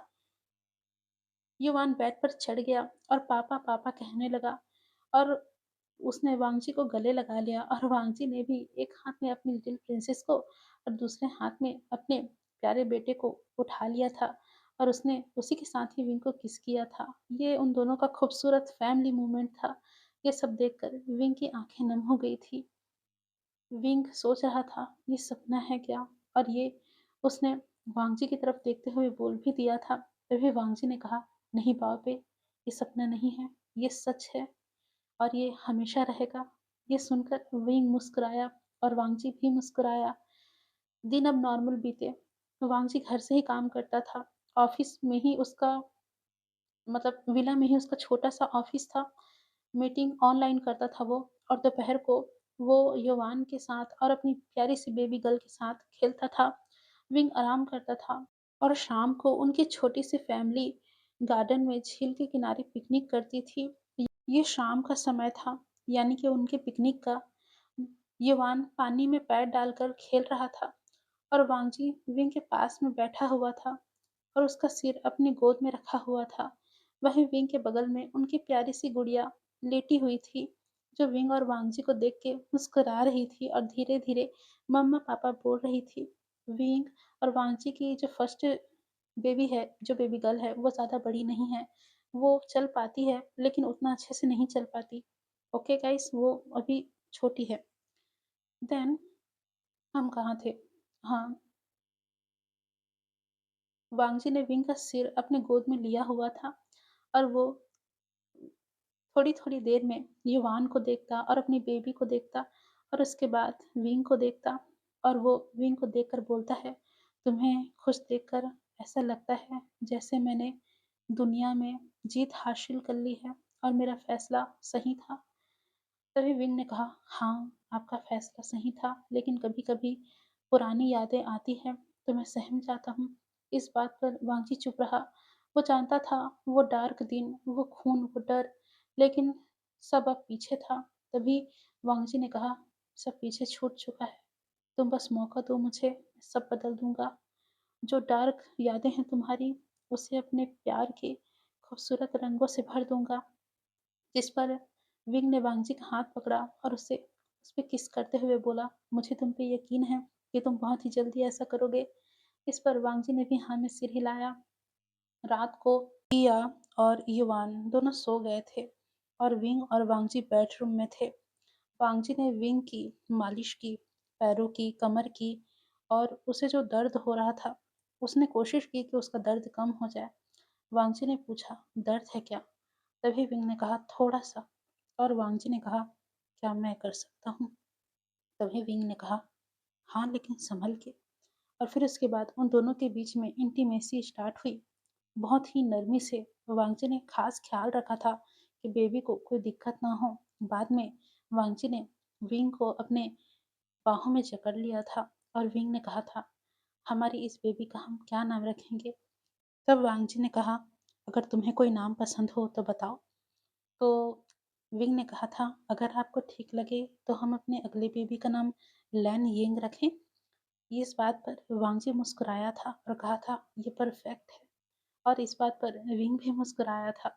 अब समय बहुत तेजी से बीता और विंग की अगली बेबी का भी जन्म हुआ। उसका जन्म प्राइवेट हॉस्पिटल में हुआ था और इस बार भी बर्थ देते वक्त वांगजी विंग के साथ था। यिंग इस दुनिया में आ चुकी थी, छोटी सी, नाजुक। वांगजी ने उसे गोद में लिया और वो रो पड़ा था, जैसे वो पहले अपनी दोनों बच्चों के समय रोया था। वांगजी ने रोते हुए कहा, मेरी छोटी सी परी। और वो बहुत ज़्यादा खुश था। उसने फिर से दिल से विंग का शुक्रिया अदा किया और विंग ने भी वांगजी का शुक्रिया अदा किया। दोनों बहुत खुश थे अपनी ज़िंदगी में। अब उनकी ज़िंदगी में 3 खज़ाने थे, खूबसूरत, प्यारे, और वो दोनों इन तीनों को सँभाल कर रखने वाले थे। जब वो दोनों, यानी कि वो तीनों घर लौटे, तो घर में जश्न हुआ। युवान और लिया दोनों ही अपनी लिटिल बेबी सिस्टर को देखकर बहुत खुश हुए और वो कहते कि हम इनका अच्छे से ध्यान रखेंगे। और वांगजी भी स्माइल करता और बोलता, बिल्कुल, तुम दोनों को अपनी लिटिल सिस्टर का ध्यान रखना ही चाहिए और मुझे उम्मीद है कि तुम दोनों अच्छा करोगे। इस बात पर दोनों बच्चे हाँ में सिर हिलाते। अब उनकी ज़िंदगी परफेक्ट लग रही थी। बच्चे बड़े हो रहे थे।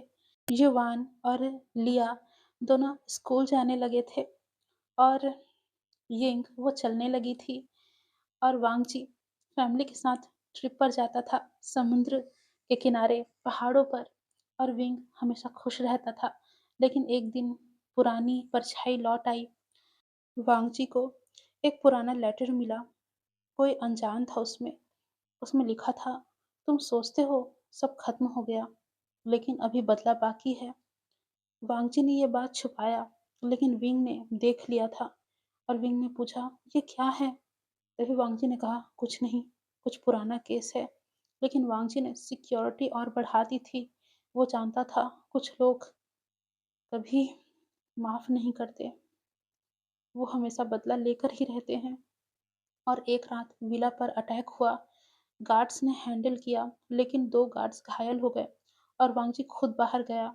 विंग बच्चों को लेकर सेफ रूम में था। वो रो रहा था और बच्चे भी डरे हुए थे। अगली सुबह वांगजी लौटा और वो बिल्कुल ठीक था। एक पुराना दुश्मन का बेटा वो वापस आ गया था, लेकिन उसने सब चीज़ हैंडल कर लिया। वांगजी ने बताया कि वो उसके पुराने दुश्मन का बेटा था, लेकिन उसने उसे हैंडल कर लिया है और वो सेफ है। तभी विंग ने कहा, क्या वो वापस आएगा? तो वांगजी ने कहा, नहीं आएगा। तभी विंग ने कहा, तुमने क्या किया उसके साथ? और वांगजी ने कहा, मैंने उसे मार दिया। इस बात पर विंग गुस्सा हो गया और कहा, कब तक ये चलेगा? कब तक? तुम्हें अब तुम्हें अब लोगों को नहीं मारना चाहिए। तभी वांगजी ने उसे गले लगाया और कहा, अगर मैं उसे नहीं मारता तो वो हमारे बच्चों को मार देता। क्या तुम्हें ये मंजूर है?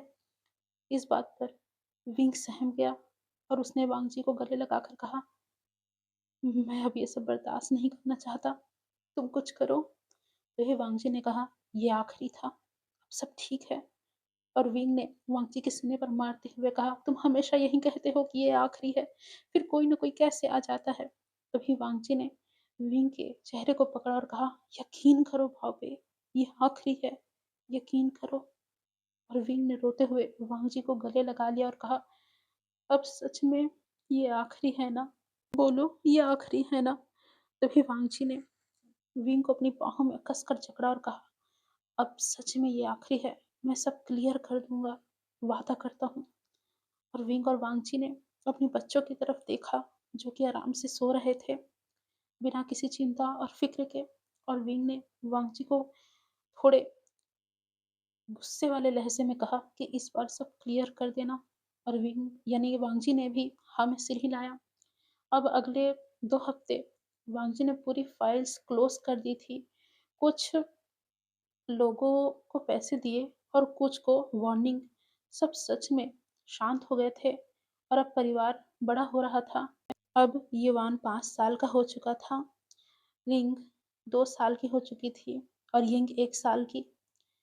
विंग फिर प्रेग्नेंट नहीं हुआ इसके बाद, लेकिन वो खुश था। एक शाम वो सभी झील के किनारे बैठे हुए थे। युवान खेल रहा था और यिंग वांगजी की गोद में थी और लिंग वो भी अपने गगा के साथ खेल रही थी और विंग वांगजी के पास ही में बैठा था। सनसेट हो रहा था। तभी वांगजी ने कहा, मैंने कभी नहीं सोचा था ऐसा जीवन मुझे मिलेगा, ऐसी खूबसूरत जिंदगी तुमने मुझे बदल दिया विंग। और विंग ने वांगजी का हाथ पकड़ा और कहा, तुमने मुझे घर दिया है, मुझे खुशी दी है, मुझे बच्चे दिए हैं, मुझे पूरा किया है वांगजी, शुक्रिया। और वांगजी ने भी विंग को शुक्रिया भरी नजरों से देखा। वो दोनों आंखों ही आंखों में बातें कर रहे थे, जिसे समझ पाना सिर्फ उन दोनों के ही बस में था। लेकिन कोई भी देखकर ये बता सकता था कि इन दोनों की आंखों में एक दूसरे के लिए बेपनाह मोहब्बत छलकती है। अब रात को तीनों बच्चे सो गए थे और विंग और वांगजी दोनों बालकनी में थे। वांगजी ने विंग को किस किया और कहा, तुम हमेशा मेरे हो। और विंग ने भी वांगजी के किस का जवाब दिया और कहा, मैं हमेशा से तुम्हारा हूँ। और वांगजी ने वहीं विंग के साथ अपनी इंटीमेसी शुरू कर दी थी। उसमें प्यार था, जुनून था, लेकिन अब सिर्फ खुशी थी। यहाँ कहानी खत्म नहीं हुई। बच्चे बड़े हुए, उनकी जिंदगी में नई चुनौतियाँ आईं, लेकिन उनका प्यार, वो डार्क रोमांस जो शुरू हुआ था एक टूटी कार से, अब एक मजबूत परिवार बन चुका था। डर था, डर था कभी, लेकिन प्यार हमेशा जीतता रहा। लैन लैन वांगजी और विंग, उनकी मोहब्बत की कहानी हमेशा जारी रही, हमेशा हमेशा के लिए। दोनों ने एक दूसरे पर अपनी जान लुटा दी। मेरा कहने का मतलब ये नहीं कि वो मर गए, वो जिंदा रहे और एक दूसरे से टूट कर प्यार किया। इतना प्यार किया कि उनकी मिसालें देने लगे कि प्यार करो तो वंशन की तरह करो। और आगे चलकर उनके बच्चे भी बहुत अच्छे बच्चे साबित हुए। तीनों में से किसी ने भी माफिया का लाइन नहीं चुना और ना ही वांगजी ने कभी ये बताया कि वो माफिया था। विंग और वांगजी ने अपने बच्चों की अच्छे से परवरिश की और आगे चलकर उनके बच्चों ने उनका नाम रोशन किया। उनकी ज़िंदगी बहुत ही सुख और शांति से बीती। तो दोस्तों, यहीं के साथ बॉन्ड ऑफ डार्क साइलेंस खत्म होता है। उम्मीद है आप सभी को ये स्टोरी पसंद आई होगी। मुझे लगा नहीं था कि मैं इसे इस पार्ट में ख़त्म कर पाऊँगी, क्योंकि इस वक्त अजीब सी ही सिचुएशन में मैं फंसी हुई हूँ, पर ये हो गया ख़त्म, तो मुझे खुशी है। अगर आप लोगों को स्टोरी पसंद आई होगी तो ज़रूर लाइक, सब्सक्राइब और कमेंट करके मुझे बताइएगा कि आप सभी को ये स्टोरी कैसी लगी।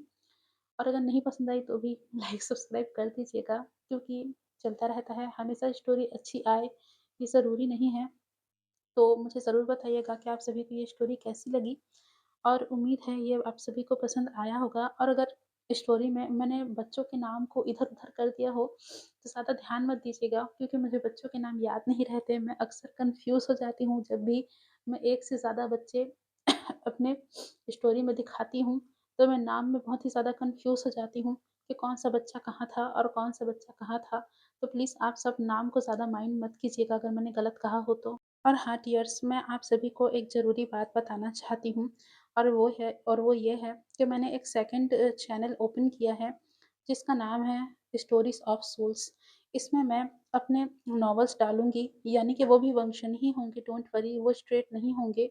मेरा दिमाग अचानक से पलट गया, ये कह सकते हैं कि मेरा ख़्याल पलट गया और मैंने स्ट्रेट स्टोरी को ड्रॉप करके वंशन ही चुना है। तो अब उसमें भी वंशन आएगा, लेकिन माय डियर्स वो घंटों-घंटों का नहीं आएगा, क्योंकि मैं नहीं बना सकती, मेरी गले की बैंड बजी हुई है, तो उसमें चैप्टर बाय चैप्टर आएँगे। तो वो वीडियो छोटा होगा, लेकिन मैं कोशिश करूँगी कि मैं डेली उसे ला सकूँ, और अगर डेली नहीं ला पाई, तो 1-1 दिन के गैप में आएगा, लेकिन 3-4 दिन का गैप नहीं होगा, डोंट वरी। तो प्लीज़ आप सब उसे भी सुनिएगा। उसमें फर्स्ट स्टोरी आने वाली है जो कि हॉरर है, तो इसी के साथ-साथ वो स्टोरी भी आ जाएगी। तो आप सभी भी उस चैनल में मेरा सपोर्ट दिखाइएगा। और हाँ गाइज़, इस स्टोरी के बाद मुझे नहीं पता कि इसमें मैं अगला हॉरर लाऊँगी कि क्या लाऊँगी। हो सकता है कि अगली स्टोरी हॉरर आए, क्योंकि आप लोगों को हॉरर बहुत ज़्यादा पसंद है। तो मिलते हैं हम अगली स्टोरी में, जो कि शायद हॉरर होगी। और हाँ, मेरा जो न्यू चैनल है उसमें हॉरर ही स्टोरी आने वाली है। मैं ये कह सकती हूँ कि उसमें ज़्यादातर हॉरर ही आएगी, जो कि चैप्टर्स बाय चैप्टर होंगे और वो लॉन्ग नहीं होगी। तो इसलिए आपको इत्मीनान से सुनना होगा, एंड मैं कोशिश करूँगी कि मैं उसमें डेली रहूँ। इसमें तो गैप होगा, क्योंकि टाइम लगता है एक स्टोरी को रिकॉर्ड करने में। तो मुझे बहुत खुशी है कि ये स्टोरी भी फिनिश हो गई। रियली मैं बहुत ज़्यादा मैं खुश हूँ कि मैं इस स्टोरी को कंप्लीट कर पाई, नहीं तो मुझे नहीं लग रहा था कि मैं कंप्लीट कर पाऊँगी। एंड मैं इतने समय से जो बकवास कर रही हूँ उसको सुनने के लिए थैंक यू। मिलते हैं हमारी अगली स्टोरीज़ में, दोनों चैनल्स में मिलते हैं गाइज़। तो आप सभी अपना ध्यान रखिएगा एंड अपना समय अच्छे से बिताइए, प्यार से बिताइए, और ज़िंदगी एक सुहाना सफ़र है, जिसे खुशी-खुशी आप लोग जिए और फंक्शन स्टोरी सुनते रहिए और अपनी ज़िंदगी का मज़ा लेते रहिए। मिलते हैं हम अगली स्टोरी में। Bye guys. और हाँ, कमेंट करके ज़रूर बताना कि कैसा लगा। बाय।